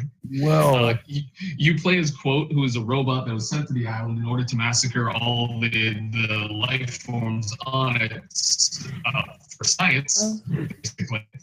That's you're the becoming a cave- robot there for a second. Robot Bronson. Oh my god, what? Hey, You were there part go. of Cave Story for a second there. You are a cave Yay, story. Who's a robot? Sorry. It's like an effect you're adding on just to like go with the game. I am robot. They were sent to the island to massacre all the life forms because there was this big war that was going on. But they decided to stop it, and the humans were like, "Okay, let's send a science expedition team there to like study this weird floating island that's been detached from the rest of the world for millennia." But a part of their team was a guy who's just known as the Doctor, and the Doctor is a megalomaniacal asshole who steals this super important artifact called the Demon Crown, and wants to possess all the creatures on the island called Mamiga and feed them red flowers, which will turn them into giant monsters. They get and crazy. it'll allow him, they go all crazy and massive, and they got red eyes and shit. And he wants to use it as an army to enslave the Earth. This That's a sounds big scary. I should also point out that this race is bunnies. They're bunny-ish. Yeah, they're called So even- Mamigas. Even This when is they the go crazy, they're Pod cute. Rabbit. Yeah. The entire art style for this game is just adorable. Oh, it's great. So you're telling me Absolutely. this is just Raven Rabbits? Shut up. Don't say this, things. The Mamiga look nothing like the rabbits. It's so cute. That's close enough to a rabbit. Shut up. Leave him alone. That's Sue, actually. She was a human who was cursed by the Doctor and turned into a Mamiga. Well, Oh. interesting. Yes. Very good. Sorry, I thought you said something, Amy. No, I never speak. Yeah, okay. But yeah, this game is the predecessor to Undertale, so... Oh, I have heard of that. Stop, Yeah. stop. I'm going to kill you. What? What did I say the word that shall not be mentioned? You gotta mention it. It's an indie game. No, I don't want to. I have so many feelings. And none of them are what people want to hear. Oh, We'll God. get killed. Come No, on, we've it's already like- got enough hate mail. Like Braun's opinion on Smash is my opinion on. It's like, So we're saying God, I mean, you- slowly go You've through gone on games record until- saying that you do like the game, right? have. You said it in the past. That's all I know. Yeah. Oh, I have a lot of feelings. Is this? I'm Is gonna this send Cave Story art. okay? Is this you telling me that I'm supposed to start my rant about Undertale now? Is this Yes. Let's spend the next 3 hours with you ranting. okay? I'd It pretty like much has to be its own episode, let's be honest here. I'd like to apologize in advance to everyone. Okay, I feel like I faked everyone out because back in like 2015, I like drew this speed paint of Undertale that got weirdly popular, even though it's ugly as sin. But like, Shut up. Your art's beautiful. no, I mean like I'm fine with my current art. That's just like old, and I never liked the pose lighting. It just looked really weird. But anyway, like I guess people just like assumed that I was like super big Undertale fan, and for a while I guess I was. But like later, very recently, I made a video. It was a joke video when they announced Undertale Switch, and I took that clip of like the Ugandan like Episcopalian sermon or whatever, where the guy's like, "Snakes manifested in my home physically." I took that and I replaced it of a demon with Undertale. I got like actual angry comments, and I'm like, "It's 2018. Who are you? You still be defending Undertale?" Oh my god. God, Nice. I love people who get all up in arms about that. Oh, I don't understand. I see people on like my Tumblr deck who are like, Undertale was a great game. The characters are so like complex and dynamic, and it's still good and it still holds up. And I see that quote everywhere where it's like, despite everything, it's still you. And everyone's like, what an iconic moment in gaming. And I'm like, it's not that deep. It's a great game. It's good for what it is.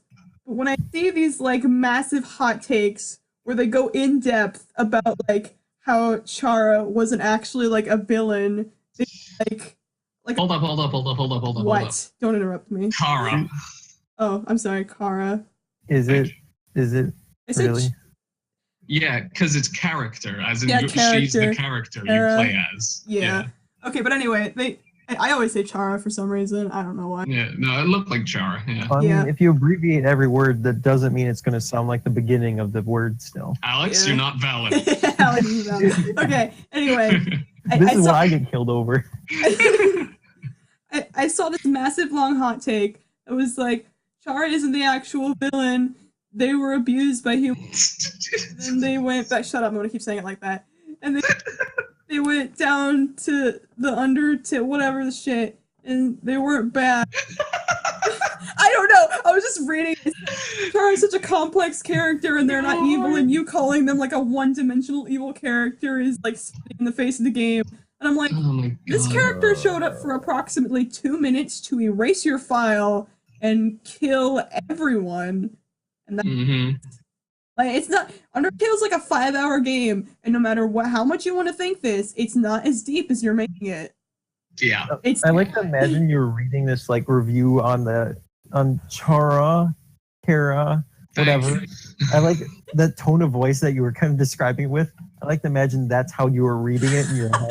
Yes. That's exactly, reading everything sarcastically. I'm just like, well, I don't know. Like when it came out, when it first came out, I was like sort of confused about it because I just started seeing like art of like Alpheus a bunch and Untitled, and I was like, I don't even know what this is from. And then I saw the opening scene with Flowey, and I thought it was some kind of horror game, just because like how it starts, where it just tells you to die. Yeah. And then I looked it up later, and I'm like, okay, this is interesting. And I played through it, and I was like, okay, this is a good game. I think I streamed like half of it. No, I streamed the whole thing, and I did it blind because I watched the first half of it when the Grumps played it, and then. I was like, okay, that was a fun play. And then I went back and replayed the Genocide version, just up to the Sans fight, and then I stopped because I didn't want it to reset my game. And then, this day, I have never gone back and replayed it because I do not think the game has any replayability. Yeah, the only replayability is like what you do past. I hate that art you just put in the chat, Bronson. Thank you. I'm trying to look for the OK symbol so I can post that. Stop. There you go. Perfect. Oh God. Understory. Understory. I just like the entire point of the game is that it's like replayable because it's like you have a path and it's like here's your pacifist path and here's your genocide path and here's like all these neutral paths you can do and blah blah blah. But what actually happened is because it was the internet and you're exposed to the internet when looking for anything, is that everyone spoiled the twist immediately when it came out. So when I played it, I'm like, okay, I'm going to do a pacifist run and a genocide run.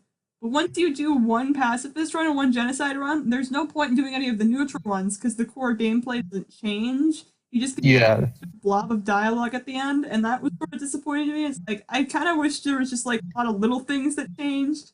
Like, I don't know, you get like an extra boss fight or something, or like characters will respond to you differently, or what. Yeah. There's only like 2 set dialogue paths. Like, if you start killing people and then stop, then they'll start treating you normally. I don't know, man.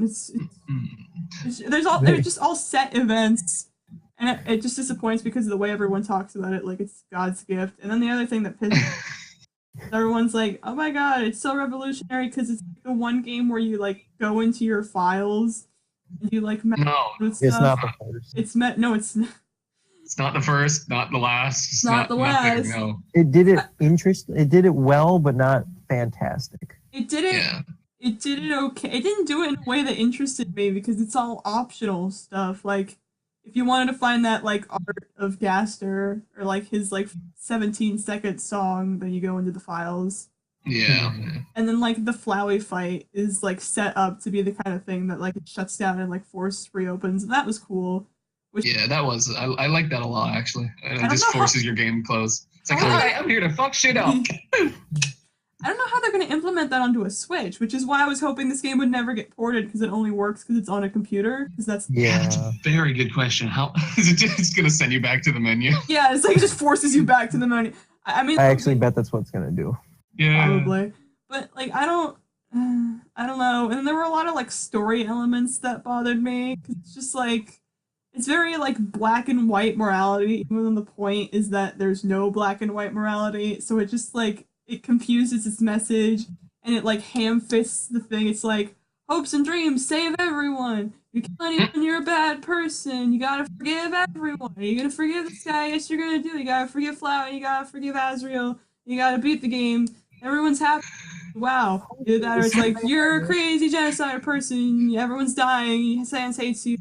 This is the game. Are you gonna be a good person, or are you gonna be a bad person that we guilt you with repeatedly? Like, what's the point of the? It just guilts you. Like, I don't understand. It guilts you for playing the game. Yeah, that's the reason why it exists, though. But that doesn't make me want to keep playing your product. Exactly, that was the purpose of it. Yeah. Well, okay, I guess. I get why you hate it though, because a lot of people just didn't like it that much. I think it was more for like the people who actually enjoy like the super hard stuff, like the Kaizo fan. No. I thought the hard stuff was interesting, and I liked the way it did that, and I also liked the way that it like chastised you a bit. But there was one part that kind of infuriated me, because I'm like, there's a point where you get too meta, and I'm like, all right, shut up. It's like the one part where you're going through the end, and Flowey's like telling you his backstory. Yeah, I knew you were gonna say this. Yeah, it's like, did you just do this to see what would happen? And I'm like, yes, I did. You know I did this. This is why everyone's doing this. Like, I get you're trying to make me feel bad, but it doesn't work when everyone's already dead, and okay. I had an idea back that I told Bronson about, which is like, put all the easy fights into the genocide mode and all hard fights into like the actual pacifist mode. So it's like you have to work to get your good ending, because like Asgore's fight wasn't very hard. Flowey's fight was Azrael. You cannot fail that. I guess like I guess I died to like Undyne maybe once. Metaton was kind of annoying, but it's like the Sans fight and like the Undyne fight in the genocide run. It just made me want to kill them, and when I beat them, I didn't feel bad about it. I was like, okay, I did that, and then the game's like, oh, you should stop playing. You kill these characters. I'm like they gave me shit. Like, do you want me to feel bad? I don't.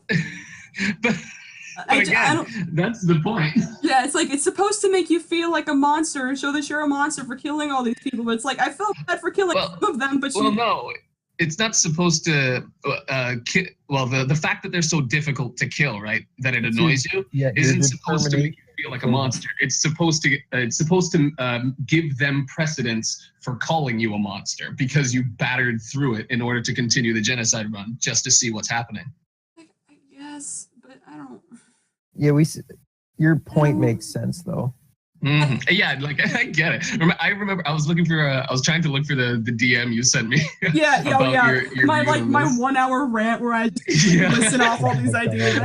No, it's like I like the way they did it. I specifically remember, like at the end, I was just like, yeah, I mean, you're right, yeah.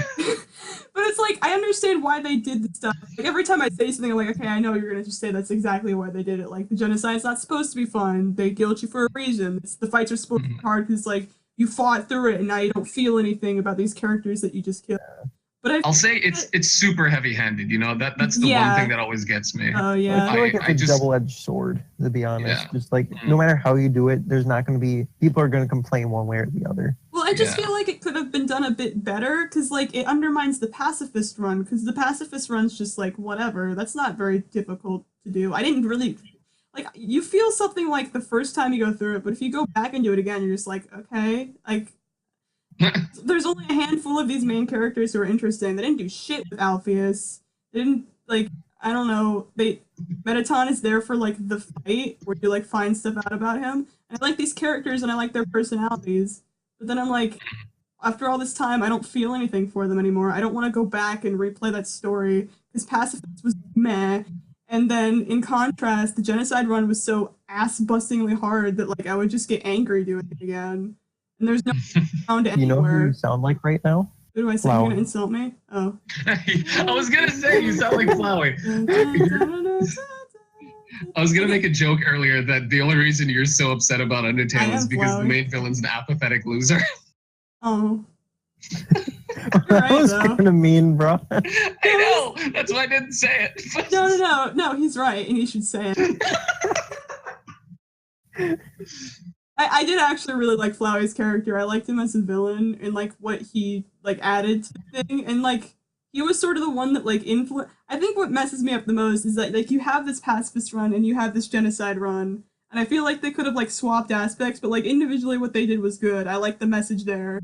I have problems with it, but I think it's amplified for me that their neutral runs, their gray area is so like lost. There's nothing there. Yeah. Really just teaching you about black or white morality in a game that's like that's the opposite of the point of that. So it's just like neutral runs, you have nothing. There's no reason to do all these neutral runs. Yeah, one of the things I was going to mention when you're talking about how like there's no consequence for, or like there's only a little bit of a consequence when you're like killing everyone and then you suddenly become friendly. It's like you going along the street stabbing everyone you meet. Yeah. One person, everyone's like, oh, he's friendly, it's fine. Yeah, like the only consequence that happens if you kill like every single character and like you leave a couple before you get to Sans or whatever, like you still get the neutral ending. Yeah. You still fight Chloe at the end of it. It's the same as if like you saved everyone and we're going through a pacifist path and it just didn't unlock it yet. It's like maybe you'll get like 1 or 2 different bits of dialogue, but it's nothing that much. Like, I just wish they just like they did more with that, or there was like a patch with like more paths, or that'd be cool. Play more of the aspect of like maybe there's some people you can't save, or maybe there's some people you should kill because they're doing more harm than good. Yeah, that'd be very interesting. Something more about like the human element, like Amy, remake Undertale. Remake Undertale. Toby Fox, hire me. Hello. I don't know how to. I mean, yeah, that's a very good idea, actually, for improving on the neutral run. I'd very much agree with that. One thing I'd feel like would help remove that very black and white morality they have, at least in the beginning. The one big action that you can do that I've always had an objection to is when you kill Toriel in the neutral run. No, goat mom. Yeah, exactly. You feel bad for it, right? But tell me, is that feeling improved in any way? Or well, I guess worsened? Is that bad feeling worsened in any way by having Flowey call you out on it? No. I really feel like a scene like that would have been far more powerful if the game just continued and you got a bad ending. Yeah. Instead of Flowey just coming up, just being like, "Hey, so you killed your goat mom, huh? I bet you feel bad, don't you?" I do sort of wish, in that similar vein, I wish they weren't like they start the heavy-handed thing, like when you go to Toriel's fight, like if you've just started like killing enemies and you get there, it's very obvious that something wrong happened because like she makes like a big scene about it. But if like they didn't do that and you just kept like doing your thing, and then the game by the end was like, why did you kill all these innocent, or like gradually went into it instead of just like immediately you feel bad about this tutorial character and you're like, okay, I won't kill people anymore. Well, the only problem with that I see then is like, how would, like, since all these characters, it focuses on them being like realistic like interactions in the world, how would they feel if you were like going around the ruins just like stabbing every frog you see? Goat Mom can be like, maybe you shouldn't do that. Yeah. Well, that's sort of the point of like that's the thing about the genocide run, is to actually finish that you have to like run around a lot and like specifically kill everyone until it says there's nobody else there. But if you do a lot of grinding. I think if you're just going along killing stuff, there's like you can kill like the dummy, and Toriel will give you this sort of like weird look for doing that. She's like, you should save the dummy, save it, and if you kill it, she's like, okay. But I liked that, but then immediately after she like dies all dramatically, and everyone's like, oh my god, Goat Mom, and I'm just like, I've known her for I've known her for 5 minutes. I could care less. No offense, I don't like Toriel very much as a character. That's fair.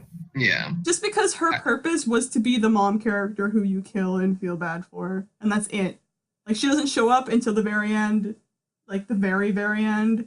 If you do, it's funny how most of the character development you hear about her is from Sans.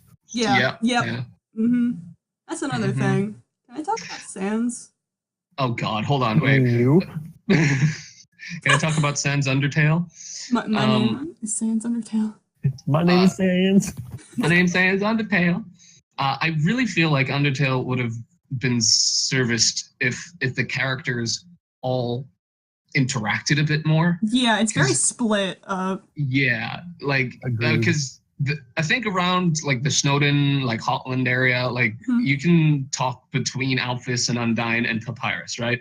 And I feel like those three characters are like as close close linked as you could get with how the game is structured right And now. they're not right? very close linked, I'd say. Not. Yeah, it's Yeah, like they exactly. interact once or twice. Yeah, I feel like if you got to know the characters and you got to know their their interactions between each other, you'd actually have a lot more precedence to care about them. Yeah. Or like if one character like ran in and like stopped you like during a fight or something. Yeah. You know what my favorite part of Undertale is? Are you gonna say the end? What? Never mind. Keep going. Oh God. You said something about vampire? No. You said Hotland, which no, never mind. Oh, Yeah, okay. yeah. Oh, Mettaton, yeah. Mettaton's That is also my favorite. But no, like in terms of characters, my favorite portion of Undertale is when you befriend both Undyne and Papyrus. You can call them on your phone, and just listening to their dialogue for the descriptions of each of the rooms is like hilarious. Oh, yeah. I love listening to them. I want like 1,000,000 times more of that. Oh yeah, that'd be great. I think one of my favorite like scene things is in the genocide run where Undyne will like jump in front of you when you're trying to kill the monster kid. The monster kid, yeah, that was pretty cool. I feel like there should have been like more of that just in like the main game, where like if they're trying to be like really meta about the RPG idea, just like have characters like walk on screen in the middle of their fight or like mess around with settings or something.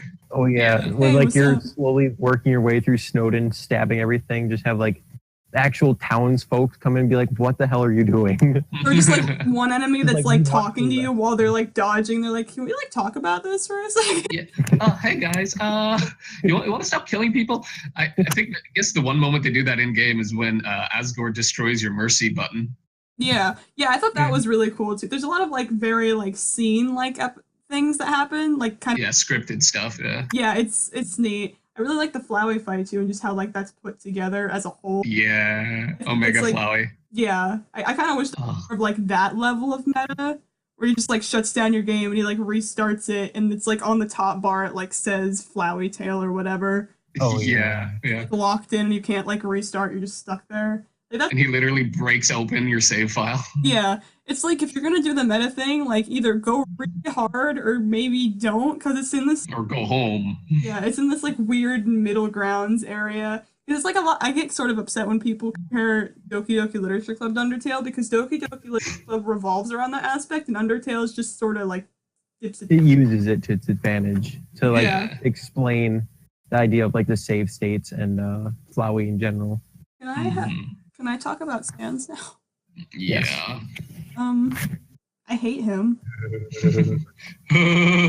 I'm not even saying that as a meme. Like, he's always been probably my least favorite character in the game, and amplified much more by the fact that the fandom picked him as like the Yeah. instead of someone like Alpheus who actually had like a story behind her, or at least they tried. She had like nuance. Sans just like had jokes, and then you get to like the genocide run, and he just sort of lets it all happen. And they could have explained that Oh, interesting, but they Oh, didn't. did you die? Did I? Uh-oh, Amy died. So while Amy isn't here, I'll just mention the fact that Sans totally does have nuance, and you shouldn't all like attack us with flaming bows and arrows. actually, we need more arrows. Oh God, yeah, we need I to. You can pull them out of my dead body. Okay, good. We need to stockpile for the next Wait. barrage Lord. of hate comments. Can you Oh hear me gosh. now? Well, you know what I just realized? Wait, What? If Amy's internet broke, then Wait. this isn't recording on the podcast, is it? Bronson! Oh, Yeah. well, Shit. Help! that's sad. Oops. Oh, Yes. Oh, it is. Okay. Hi. Yes. Hi. oh, It could you What hear us? Yeah, I could hear you actually. Okay. It didn't Oh. attach to the thing, didn't stop. It's also recording, so it's not attached to the internet, I don't think. Sorry. Oh, okay. You just Good, said good. like sometimes my internet waves out, but it's fine. I don't even think I got that because you just started talking. I just like the thing you said. It's like, Sans does have nuance. Please don't. It doesn't. I stand firmly by my opinion that Sans had the least amount of character in the game and very little, like so little to go off of that. Like I find the most Undertale hot takes about him, and like he felt so bad about like himself that he like when he just watched people die, he didn't do anything because he's so lazy. And like he finally stepped up at the end because he's like he felt so bad about it. He's like, I just want to like, I don't know, like No, that's dumb. happening. And I'm like, no. It's like Undyne didn't do that. Asgore didn't do that. No No. one did that. Yeah. They just saved him to the end because of the twist that he's like lazy It's a game. with 1 HP that like dodges your attacks. Like his character. You know, he's with not puns. actually lazy, right? I know. Yeah. Yes. He's just Okay. indifferent and depressed. Yes. They tried to make him Alpheus and they failed because They definitely failed. they're Yeah. like this is like secret scientist character who hides behind like pretending to be lazy and all these puns and stuff, but they don't explore that very much. It's just like you can find his It's extremely hinted at. Yeah, you can find the picture of the scientists and Sans in the the hidden lab. back Yeah, room. It's noted. he has like a quantum physics book inside a joke book inside of whatever. Yeah. And like Inside he a like quantum physics book, it's a- inside a joke book, inside a quantum physics book. there is one element that I hated. I've always hated it. Just the fact that he's the character that like I can break the game and you can like see him teleporting around. I thought that was like that didn't add anything. It's just like, hi, you see this meta joke, like teleport. He knows what's happening in the game. He's like omnipotent. He can. His fight's like about like mess. I feel like the fight with the messing with your settings thing is cool, but they try to make him like omnipotent character at like the very end of the genocide run. And I'm like, this feels forced. I'm not interested in this guy. I don't. Yeah, he had very limited abilities until that point. He's like, oh, I'm powerful now. Yeah, like he doesn't actually try to stop you from killing Papyrus when it happens. Like he was obviously there. He could have done something if he had these powers. He didn't stop you from doing anything else. Like that's nuance they could have done something with, but at the end he's just like, I'm powerful, I'm your final boss. Hello, it's me, it's Sans. Like even when I got to that boss fight, it's like a really epic fight in like the lit final room, and it just took me out of it because I'm like, okay, this is a hard boss fight. This is the thing that everyone wants to get to because it's just like a hard bullet hell battle. I don't feel like playing the same game I was just playing. I don't feel like this is the same guy that was in the pacifist run. I don't really care if I kill him. I've always thought Sans was like the actual Sans, not the internet Sans. I've always thought Sans was an interesting character in concept, but not at all in practice. I'd like to think that Papyrus is the successful version of Sans. Like, please explain. I'm very lost. Yeah, I know. No, I mean like, okay, they have them as foils, like polar opposites. Like Papyrus is like the serious one, and Sans tells all the jokes, and Papyrus, like, he's just like oblivious to like everything. But Papyrus, they have like about as much screen time as each other. But despite this, Papyrus has a very set character. He has very set motives. He like that's a good point actually. It's like a friend group. I was more attached to him like immediately just because like I liked his personality. I liked his like talk work. Yeah. But Sans is like they keep building him up and they don't do anything with him. Yeah, we know what Papyrus does in his free time, but we have still zero clue what Sans does. Yeah. And like that's supposed to give Sans an air of mystery, but it just doesn't work because you're not giving us anything else. Yeah, there's no mystery behind it. It's just nothing there. The game's too short to have a mystery if you're not showing us anything. The game's too short to have a very convincing air of mystery behind it. Yeah.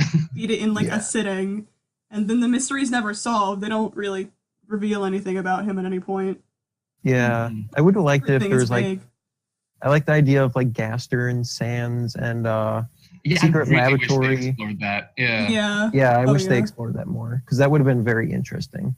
I think probably my favorite area in general is like the secret lab thing with Alpheus. I think Alpheus is also another very successful rendition of Sans. Well, she's not as successful because they keep like throwing her to the sidelines, but she's still more interesting. She's like the scientist one, and she has like all the flaws. Like her plot line is just like about like what she's doing isn't right. Right, yeah. She's manipulating a situation. She's endangering you. She endangered others, and like she did all these failed experiments, and she like has depression and like doesn't think she deserves to go outside her friends. Yeah. And in order to try to like give herself some purpose, she manufactured this whole scene in Hotland with Metaton that he was a killer robot. Yeah, like I vastly enjoy Alphys as a character. Oh yeah, I love her character. I wish they like. I sort of wish they introduced her a little bit sooner. Like, if you could, like, her cameras in, like, the bushes or something and just sort of, like, lead up to it. Because they hinted at Undyne earlier, but they never did anything for Alphys. So you just sort of find her. Yeah, like, the only ways that you could get hinted about Alpheus, like, it wasn't even directly influenced. Like, the cameras you were saying that can be found all around. It's like, those are small chance that you'll find them, and you don't know where the heck they're coming from, and then Yeah. it kind of clicks at the end, but still doesn't introduce Alpheus any earlier. Well, no, I mean they don't do that. I think it'd be interesting if they did do that. Like when you walk out, if you like check stuff, it's like there's a camera here. Or like Yeah, that's what I meant. yeah, okay. I thought you were saying it as Well, they do that, don't they? Because you can check the bush right outside the room. Yeah, they do say the camera's there, but Yeah. it doesn't like it's a very small chance that you'll see it. No, Yeah, I meant like you wouldn't think to check it. Yeah. no, I mean like they do it like a bunch of spots on the overworld. Yeah, okay. Yeah. Theme. Yeah, I don't know. And everyone just like, goes Sans is like the interesting like character you recognize from Undertale, and I'm like, yeah, you should have picked Alpheus. Yeah. I'm just saying. If I can say a good thing about Undertale to balance it out. Not saying it's bad. I'm just saying there's things that could be fixed and that people praise. Yeah, like a of course. thing. Of course. That's the thing about like when we talk about games that like people like everybody likes, they'll kill us if we say anything bad about them. It's like, no, listen, every game has its flaws and they can be fixed and they deserve to be critiqued and talked about. And that's what a good critical mind does. Yeah, that's how you make better games. And even if you don't think certain things are flaws, there's things that some people prefer and other people don't like as much, like tropes. Exactly. And I think I brought this up, maybe it was last time, but there is still such a thing as overanalyzing stuff. Because there's points where it's like you can improve, but sometimes the flaws are what makes it better. Yeah. It becomes nitpicking, Yeah, there's no way to make a perfect game. So sometimes arguing about things to change. Absolutely. Yeah. That's how you get stuck in development hell, trying to fix things forever, even though it makes no difference. Oof. But like you always have to release like a non-perfect product, but I think it would be more interesting to like see what people think about it. From like they're like, oh, I think this could have been like improved upon, or this is a problem, and you're like, okay, maybe I'll look into these things next time I make a game. But for yeah, the only problem is a lot of times that feedback isn't as helpful. Well, yeah, because people don't know how to give healthy critique. And you know what I always sometimes wish? even unhealthy feedback is good too, though. You know what I always wished? I wish there was a system in place, and I don't know if there's anything like this at all, but I wish there was a system in place for game developers to basically have free Monty over the copyright of a material, and or at least share it with the original author, so that if they ever had an idea where they said, oh, well, that's really interesting, I could improve upon that, let me see what I can do with this world and these characters, and then present it to the creator, and then the creator would be like, oh, hey, that's fucking awesome, you can release that, hey, let's make another game. I mean, I would love something like that. Sonic Mania, I'm pretty sure. Yeah. Oh yeah, of course. But yeah, like I've always wanted to see that out of game development cycles, where it was just a constant feedback loop of things that other people enjoy, things where you can understand where what you did either went wrong or could have been improved upon. And I think that would just at least help the quality of games in general, not in AAA titles, because those are just like that's just Hollywood essentially Hollywood for games. Yeah, but like at least in the indie scene, because there's this massive cycle of games where it goes through, oh yeah, here's this new inventive cool thing, and here's like all the shitty knockoffs that are just bad because people want to make a quick buck, and this game's gonna fall to the wayside of internet memes and trash, and nothing good is ever gonna come out of it again. This is kind of why go ahead. Are you sure? Yeah, I was just gonna say just copyright right now, the way copyright's set up, yeah, an issue. Yeah, this is why I need to rule the world, guys. If I'm the leader, I can make this happen. Yeah, I gave my crown to Bronson in the start of this episode. No, I was gonna say that's why I'd be interested in making like a product that had like a very popular IP, just because I'd love to see like people make their own spin-offs of it. Like I own like the idea behind like Pokemon or something, so like I would never shut down like those fan game titles because I really think they're interesting. And especially put like a ton of effort into them. It's like, hell yeah, like release those. Like, I want to see them. I want to play them. Like, yep. And even if like their ideas are worse, it's like that's okay. We're all having fun. Yeah, I mean, you did a very good job. It's mostly for me. Mostly it would just be where I'm coming from about this is just the story. I love video games for the worlds and that they can build, and that the relationships and characters. And I love to see valid. Yeah, so yeah, I just love to see something like that. But unfortunately, the way shitty copyright laws are set up, you got people like big video game companies like Nintendo just laying out those copyright claims left and right, saying, "Hey, cease and desist, motherfucker." Die. Remember when you said you weren't gonna curse? Yeah, that didn't last too long. Also, I remember know. when I said I was going to say something good about Undertale? No, I didn't remember that. Well, wait, can I just go off of what you just said before you say good things? Sure. Go ahead, yeah. Okay. But, I think I might have forgotten what I was just going to say. Oh, oops. Well, No. Okay, so what you said about story and stuff, I feel like a lot of games that are very story-based are becoming rarer these days because a lot of people like play games for like the gameplay or like the action or stuff, and I just think that's disappointing because I love story-based games way more than I don't know, like shooters or adventure titles. Especially I if agree it's with side you by side. if I'm honest, because like the type of games I enjoy are ones that have like next to no story but lots of interesting gameplay. That's why Pikmin's one of my favorites. That's why I've that's enjoyed fine. Slime Rancher so Yeah. much. Teach I their think- own, of course. I think there should be like a balance like in place. Just like because a lot of people just seem to like throw story games like off the wayside. It's like, oh, there's no multiplayer, there's no like Yeah, I don't like that. stuff. Yeah. I'd say Yeah, instead of a balance, I'd say it's just. I mean, you can have it in different amounts. For me, it's a spectrum because I mean, Yeah. there's some games that are literally just games. I mean, don't put a story behind Tetris, please. It's just No. Tetris.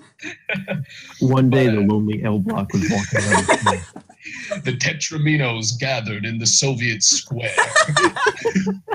God. The gunshots from the single block heard all around. And behind them, Joe Square Stalin. I guess I just sort of wish that like things like visual novels weren't immediately like discarded as like anime trash or whatever because there's Yeah. visual novel it's all RPG type preference. things. Stuff, to be honest, because like What'd the you reason say? why Doki, I think it's all preference. To be honest, mostly Yeah. because I know like if I played Doki, I wouldn't give Doki Doki a second look if it wasn't for the Let's Plays online. Because it's just Good point. not the type of stuff I enjoy. It's like I much rather just read a book.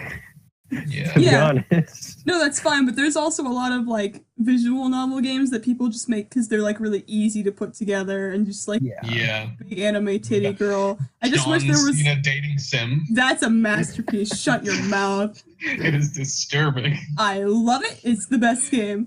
But I Hey just, guys, hey audience, if you come away from this podcast not knowing anything, it's just that the John Cena dating sim exists. and you should play it. Yeah, You should absolutely play it. you should do You know what? that. That's really not what I wanted people to get out of this podcast. It's but what I I wanted guess them to I get didn't out of it. know.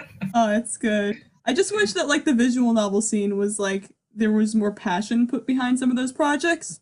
Yeah, they have to improvise it a bit more. They can't Yeah. like just like any game genre, it can't get stale. And it seems Yeah. like it's a lot of the games are pretty stale like that. That's why With Doki anything, it's out. if you have a group of like creators, if the content that's being created is subpar, then you're going to get stereotypes written about you, and they're going to be negative, and people are going to make assumptions based off of that. Like I do with shooters. Yeah.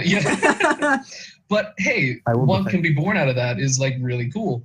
Doki Doki Literature Club is a game that thrives on the fact that no one would want to play this game. It's a weird, shitty dating sim, or rather, it looks like that. But in reality, it's a freaking psychological horror about a girl who wants to escape her computer and date you forever. Yeah, I think that's Trust true. Monica. I mean, that game still has flaws too, of course. Of course. Like it Every- still does feel tropey to an extent. Yeah. Like the beginning part is a little bit too long, but Yeah. It makes fun of using tropes, but then it still uses them anyway. yeah. Yeah. There's That's the thing a nothing lot of people need to avoid like that. understand, just in general. Like, if you can make fun of the tropes, but if you still use them, you're not doing anything Yeah. different. That's not what satire means. Like a lot of people, Yeah. I see that a lot in like video creation too, where they're just like, haha, jokes about thing. It's like, hi, it's parody, it's ironic. It's like, no, it's not. Hating the thing, That's like- doing it again. It's like Teen Anything. Titan Go when they try to make Oh fun my of God. themselves. It's like, what are you adding to the conversation? No, let's not bring cartoons into this. Ooh. God, you're right. Can I say something about Undertale? Okay, yes, I'm sorry. It honestly wasn't really long. I think we should have left that because that was a much better segue out of Undertale. But I just wanted to say there was one scene that really sticks with me to this day. Not a scene, rather, but just a concept in the game. The fact that they didn't tell you that Asgore was the king, like right up until you left, like right until like around Hotland. Oh. Yeah, I think Asgore is always written in like capital letters and it's yellow because it's a character name. But whenever they refer specifically to the king, it's like in deep red. And they're never overlapped at all. Like throughout, between Snowdin and Waterfall, Undyne and Papyrus continuously refer to the king and Asgore separately. And you think it's two separate characters. You're aiming to find Asgore and trying to avoid the king. And then when you get to Hotland and you find out they're the same person, I remember that being just like a, oh shit moment. This game has good writing.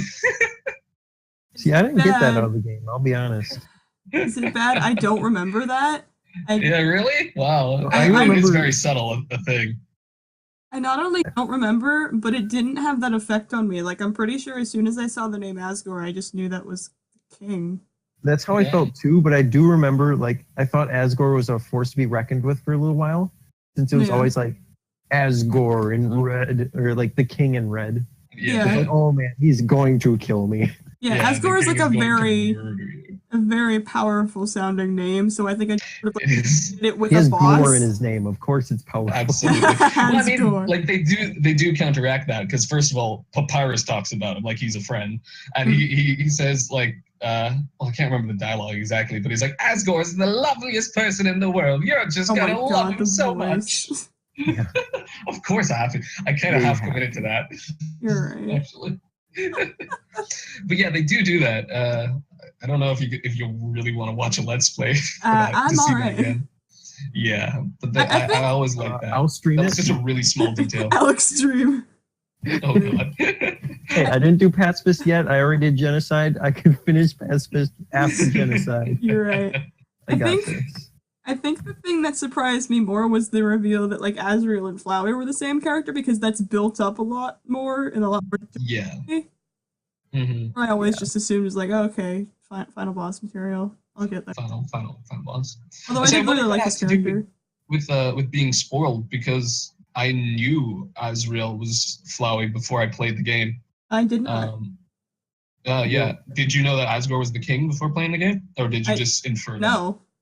No. Okay. I knew very little about the game before playing it. I think I watched someone play it up until about the waterfall area, and then from there it was like blind. Okay. Yeah. And I think I might have seen a picture of like Omega Flowey or something, but like otherwise. Very good Photoshop. But yeah, okay, that's fair enough. Yeah, that's the thing about like Undertale and spoilers. That's why I want to at some point do like a game that'll have like a very spoiler heavy part, but it's like it's hard. I don't want to do something like that also just because people are going to spoil it so quickly. Of course. Yeah. There's nothing you can do about it. Yeah. It's sort of the saddest I'm thing. trying to about it. remember. We'll see. I'm trying to remember. There was another game that came out like before Undertale. Like, God, I can't remember it at all. If I remember it, I have more to talk about. But I just remember hearing about a game before that where they were like, "Please don't spoil anything about this game as it's coming out. Like, at least give it a few months or something." Infinity War. Oh God, stop. But yeah, it's a very like risky thing to do, especially if it's story based, because then you're banking on people being respectful to you about that. Yeah, it's like I can't totally blame the fan base for my problems with the game, so I try to separate the two, but they do intermingle a little bit because Oh yeah. they take the story so far out of context. It's like, guys, I can't. Like, I want it's like really good and deep, but you're taking it too deep, so then I have to be like, it's not that deep. That'd very be deep at hilarious. all. It's just like a multiple page long like breakdown of why all the characters are amazing, and Toby Fox just puts a comment underneath like, what you talking about. Yeah, What it's you talking about? it's not that Spell really deep. poorly. Just You're my crazy, God. bro. You're crazy. I mean, you say that as a joke, but Toby Fox is one of the people who worked on Undertale, and the creator, not Undertale, Homestuck, and the creator of Homestuck was exactly like that. So, Yeah. so yeah. That's good. Yeah, we're about at an hour and like 50-ish minutes. If you would Oh, that's good. closing things Okay. down. do we want to end here then, or do a short indie game? I kind of want an indie game about George Lopez that you're talking about. Yeah, I totally love Oh that. yeah, our game creation bit. I forgot. Yeah. Yeah. Every theme in the George Lopez game can be some variation of Lowrider. Have you ever watched like an episode of George Lopez? Like, I have. I used to watch that as a kid. Have you, so Alex? did I. I It saw was- bits and pieces. I've never like sat down and watched the episode. plays at like 3 I watched it a.m. recently. I watched it recently because Ames like said something about George Lopez, and it is not like it is shit. It is It's so not bad. funny. It's It is so didn't- cringy and bad. Oh didn't my hold god! up. Didn't I Did I hold just up have at such all. good memories of it though. I don't know how. Yeah, it was like my favorite show, and then I was like, oh hell yeah, they're bringing it back to Nickelodeon at night. And I'm like, ooh, oh no. I forgot. It Oh sucks. no! I think Is it like ironic? Huh? Oh, go ahead. no, say it first. Is it ironic that I've been whistling the Lowrider theme at work the past couple days? That's hilarious. That's awesome. I love it. All your friends know. But Continue. I think the antithesis to George Lopez would be like Friends, which was a show that like, I sort of watched as a kid, and I probably didn't think it was that funny. And now I see reruns of it come on, I'm like, this still holds up. Yeah. It's definitely still good. I have a very strange like connection with Friends because it's the reason that the original US run of Whose Line Is It Anyway got canceled. Is They it? took, Oh they yeah, the took their spot. airing slot, so they Mhm. ran out of so they didn't get as many views. Oh, that's weird. Yeah, That's sad. I'm glad they're back at least. Yeah. they are on the CW. Hallelujah. That's my free of charge ad for Whose Line Is It Anyway. Go on. We are not sponsored. We are We- not sponsored by the we could- CW. We could be sponsored though. Please, Wink. Wayne Brady, join us next time. Oh my god. Ryan Wayne Stiles, Brady. Have you on? time after that. Colin Come on. Mockery, if you're out there, please, I need If you you to want come to come on. on. I need to talk Actually- to you. You are my Talk hero. about games. I will talk to Colin Mockery about anything he wants. I think Well, he'll just insult us the whole time. Let's be honest here. I will give him my organs if he wants them. Oh my God, I love Colin so much. I actually saw him and I think it was Wayne Brady live a while What? back. Yeah, they did like a 2-man show and they had like 2 other people with them, Oh, that's so but cool. it wasn't like the original cast or anything or anyone that's man. been on the show, I don't think. But it Yeah. was still really funny. Was it Invite me. was it Wayne? Because I know Colin used to have a show with Brad Sherwood. Oh yeah, that's what it was. Yeah, I saw that. okay. Yeah, and that's awesome. Cool. Did they do the thing where they blindfolded each other and had to walk towards each other over a bed of nails? Yeah, or it was I think Mousetraps. Mousetraps, Ooh, yeah. fun. It was it did not go well, I'll tell Of you. course Oh, not. thank God. Lord. I think he was just like, you know what, screw it, the night's almost over. Let's have some fun here. You know who Let's else should make come our on our feet. show? Listen, if you're out there Who? listening, Ryan Stiles, at me. Yes, please. Ryan Stiles best. I will give Oh my God. my credit card information. I'll give you my social security number. Yeah, just as long as you contact me. I will give you my birth certificate. I mean, Listen, all that's if there's we only like got both $1,000 in my Ryan- account, but I said, if we got both Ryan and Colin on this show, all it would be is just hit them performing greatest. Yeah, greatest I would be hits. Like in the laughing. background giggling. Yes. It'd be the best episode of this podcast. You know what I keep trying to do? I'm too afraid to like directly contact anyone, but I keep trying to like start beef with smaller podcasts. Do it. Please. God. Because I started watching this one called Loudmouths, which is just like it's just a couple of dudes I watch who are sort of like drama YouTubers, and they just talk about stuff that happened. Oh God. But one of the people that like knows them or like follows them follows me, and I'm like, come onto my show instead. I just want to have like a rivalry with someone. I crave attention and I crave like Matt Pat. Matt No, Pat, we if will you're- die. We will not survive that. We won't survive as fans, but I could take down. You really won't, yeah. One good dick punch. Sorry, I'm still supportive of you, Matt Pat. I'm not. I saw his recent FNAF video and that pissed me off to high Oh my hell. god, what? What did he do a video Yeah. on this time? There's nothing left. Literally, he actually, you know what? Actually, I like the video because he spent most of it talking about how he was basically hitting himself in the nuts. What? And it was animated too. Oh, good. Send me that Yeah, no, he link. was just talking about how everything he learned about in FNAF was wrong and that he was shit the whole Good. time. He finally figured. Scott Cawthon like went up to him like in his comments. Yeah, Like, yeah, that's nice, but you're wrong. And then he kept. you're totally wrong. Yeah, no, he made a completely different theory and it's just as stupid. So he hasn't really learned anything. Good. Yeah. He's doing it for my. The Matt Pat will be for another time. Yeah. Hey, speaking of going out and talking to people, I messaged Aaron Hansen today. Oh my What? god, I saw you do that and I want to die. Aaron Hansen, if you want to come on our podcast. Yeah, come on. I'll talk to you about Sonic. I sent him like an 11-paragraph Oh my long god. email about why Classic Sonic is a very good game series. What? Is or isn't? I swear, I bet he will actually put that in an episode if he sees it. No, hope so. my He vote would is never see it. no. My vote is that he just like gives you like a one sentence response, like Like, okay. yeah.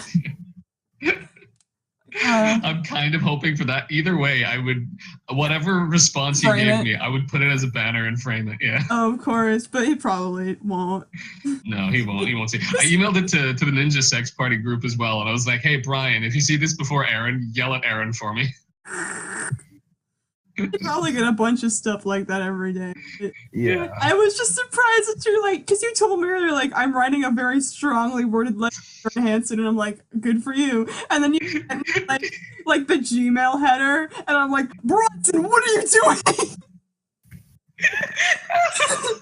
No, I called it a mini sequelitis for Classic Sonic.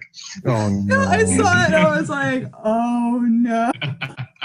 What did you say? You said, "I hope you get an email back that says Sonic sucks, lol." Yeah, that's what I said. Please. I would really like that. Oh God, I hope so too. I don't That's know what I what's- should talk about next time on the podcast. Sonic? Why Classic Sonic is a good series. And I'll talk about Uh, why I think regular Sonic is bad. I mean, I agree with you on that. I'll Yeah. talk about why Sonic Adventure 2 is the only Sonic game I've ever played. Oh, Talk wow, about okay. how I've never played a Sonic game. Nice. Next episode can be all about Sonic. The Sonic. Please no. I'll talk about Sonichu. That's what I'll talk about. Oh, Oh. Lord, no. This idea is abandoned. This idea is abandoned. Hold on, let me Jump get the my ship, burn it. let me get my notepad of things I've seen. God, The Oh, lore. no, dedicated.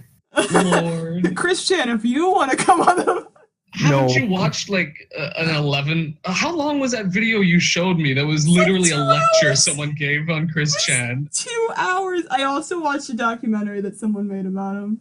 God. Yeah, just let you know if he comes on the podcast, I'm quitting. So he gets to replace. He could be the replacement for Alex. The podcast is just me and Oh. Christian talking. Oh. Okay. God. Please leave with me, bro.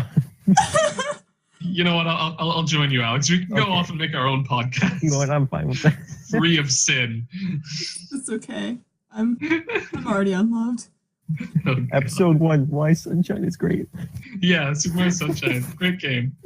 Well, I agree, but Watch a banana clip for 7 hours. okay. Alex needs to get back to his addiction, so Yes, and you need to go do things tomorrow. I got a job. Look at you. Look at you Oh, being all wait. important and shit. Hold on. Did we finish our What? game idea of George Lopez? Or just say, oh, it's a George Lopez game. No, it's just a George Lopez game, and it's just like one still screen in lowriders. That was- And it's like It's a- of his face. Yeah, No, it's it's close of his face. And like the mouth like slowly moves up and down, and like it's him singing. It's him singing. Yeah, it's literally, Oh, right. you hit the play button, that happens, and it says game over, you win.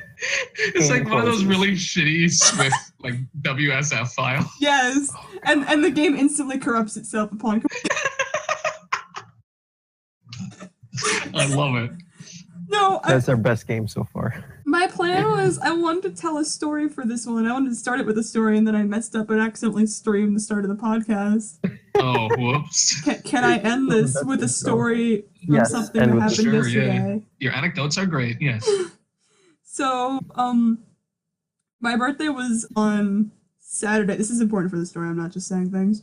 My birthday was on Saturday, and because of that, I didn't want to. Send me gifts. I didn't want to go out and do anything on the actual day because I don't like parties or anything.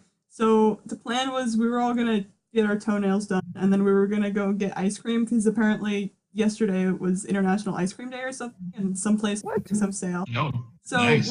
we did that. We got ice cream, and then like on the way back home, my friend was like, she apparently saw a couple kids at the beach like earlier, and they found like a bunch of those like tiny white crabs, like 200 of them on the beach. And she's like, "You want to go to the beach and look for crabs for a minute?" I'm like, "Of course I do." We You know need what? more Geralds. Yes. So we just went to the beach. We were just sort of hanging out. We were about to go back inside, and I should preface this with I live in Florida, but water, and we just sort of like see this thing in the water, and we're like, "Is that a dolphin?" And we look out. It was 3 manatees, like really close to the shoreline, like really. Oh my god, really? Yeah, Oh, like that's they awesome. they knocked over someone's boat. They got too close, and Holy cow. Oh, that was kind that's of funny. wonderful. No, it was just like a canoe or something. It was like, Oh, I thought you were like, oh yeah, they had a pontoon. They were drowning. yeah, they're Yeah, dead. they were dead, No, man. like they were close enough that people were like getting somewhat near them. They were taking videos, and then they sort of raised up their tail, and on the tail of one of them, me and my friend saw something like sand dragged over it, and we sort of looked at each other. And we're like, "Did you guys see that?" And my friend thought it was a rope, and I just thought it was like a piece of garbage or something. So we're like having this conversation. We're like, well, should we like notify something about this? And like none of the crowd seemed to really see anything, and they were really close to the shoreline, so I was afraid they were gonna beach themselves. And they were just sort of like lingering really close. And then we found a dolphin that was like sort of circling around them as if to like point out that there was some kind of problem. So Mhm. my friend called like the marine aquarium. She was on the phone with them, and she was like listening to all these problems. She had a video. She tried to send it, didn't work, but they're like, okay, we'll be on our way. And I guess the aquarium was like maybe an hour away or something. So our parents left to drop my mother back off at home because she had to make dinner for my father. So we were just like sitting on the beach talking. My butt got wet from the sand. They- Great Important came- details. they came back. While they were gone, my friend was like, you know, this happened a lot faster in that like Winter the Dolphin movie, because that was the same aquarium, the Clearwater Marine, with like Oh, was really? like missing the tail. Yeah, they made the movie in our area. I know people who are actors in it. That's But- awesome. That's She was awesome, just yeah. like, my friend was named Lauren, and she's like, I'm gonna name one of them Lauren, and I'm gonna name this other one something else. And I guess she's like, what do you want to name one of, like Bartholomew? And she's like, okay. So she's like, do you think I'll be famous? I'm like, Lauren, calm down. She's just like imagining scenarios, and I'm just like, okay. And then like we're waiting, another couple like drives up next to us, and she's like telling them what happened. And one of them's like, I think when they come near the beach, they're like mating or something. And we're like, okay. And my friend was like, she said this, and I didn't want to correct her, but she's like, but there's 3 of them, they can't be mating. And I'm like, they're animals. They just sort of do stuff.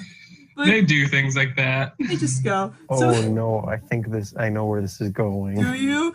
Probably not. So the marine aquarium people get here. We didn't see them at first because they came over by boat. My friend like found them, and this marine lady, she was just like talking to some couple. We're just standing there awkward. I don't want to interrupt. My friend's like, hi, I'm the one that called in. Can we get like an update on these manatees? And the dude next to her was like, you saved the manatees. Like he said that as a joke. And she's like, no, everything was actually fine. It was just like a scar on the manatee's tail. Oh, Oh, okay. She was just, my friend was like really adamant. She's like, we thought we saw like a tag or something else stuck. She's like, no, they just sort of get tagged sometimes, and you know, they're on the shoreline to mate. They come here during the season. Maybe they're getting a little bit too close to it, but it was like, it's fine. You don't need to worry about everything. So we're just like on this beach for 2 hours, just like imagining the movie they're gonna make about us. And it's just like, No. no, this is no. No. It was just like such an absolute letdown. But I think my favorite part is that like she went back to talk to the other people. We like sort of awkwardly like shimmied away because we're like, "Are you supposed to leave or whatever?" So we walk back. I look down. I see something crawling. I'm like, "That's a tiny crab." Like this time we came here to look for crabs, and for like 2 hours we couldn't find anything. I was just like, "We did it. The reason we came here." You came away. 2 hours, 3 manatees, manatees, and a dolphin later. We did it. It's like, Yay. I found the crab. She just kind of gives me this look. I'm like, yay. Yeah. All right. It's like, mission awesome. accomplished. You did it. We saved the manatee. Oh, God. It's just, I don't know. It's just like, it sounds uneventful. And it was just like a really long, uneventful thing. And the whole time I'm sitting there like, there's going to be nothing wrong with this damn manatee. We're just going to wait here like the whole time. Just like, yep, okay. Yep, You were right. Oh my God. I'll say what I thought where you were going with that story was I thought like the third manatee was just gonna be like a dude out there in the water like fucking a manatee. Yeah, that's what I thought too. You know what? I kind of wish that. Actually, the way the story ends is my friend went back over to another couple who pulled up, who she told there was a rope around them. She was explaining it to them, and they had kids. So she was like, "Maybe keep your kids away from the manatees, because apparently they're having sex." Apparently they're having sex. Shh, don't tell your parents. They're having sex. Don't tell your kids. Don't get too close. They're just see birth. Move away. They're having coitus. It's just like, oh my God. It's just like I waited 2 months on a beach for nothing. That's amazing. I love it. My life is really uneventful, but when like little things happen, it's like you don't see manatees in the wild ever, and they're just like, Yeah. but we're just like, that feels wrong, or like that time I almost died in the airplane. Yeah. Bronson's favorite is the one where I got lost at the water park. On the slide, yes. I love that one. I gotta tell that story on a podcast later. Yeah, at one point. That'll be a different podcast. It's a special We episode. finally see your motive for starting a podcast, just sharing all your weird stories. Yeah. Okay, well that's all I wanted to say. Just my friend really thought they were gonna make like another Winter the Dolphin movie, but like about us. Us, yeah. God. So our outro is save the manatees, right? save the manatees. Did you know it's actually illegal to like touch wild manatees? Is it? Well, now we do.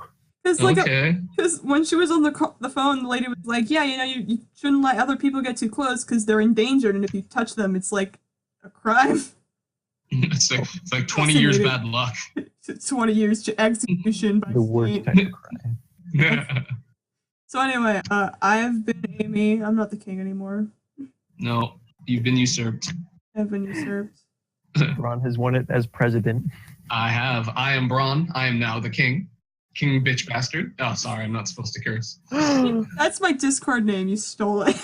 I did. I stole it from you. No, excuse me. Mine My Discord name is a king bitch bastard son. Excuse me. Yes. Well, you No, stole you're part of my saying name, bad so words. take it. I stole it back. Alex, who are you? And yeah, and I'm Alex, and I point out when people are streaming still. Make sure to It's watch. like we've still been streaming. Make sure God. you tune in to George Lopez at 3 a.m. the Jorge Lopez show. All your friends know the lowrider.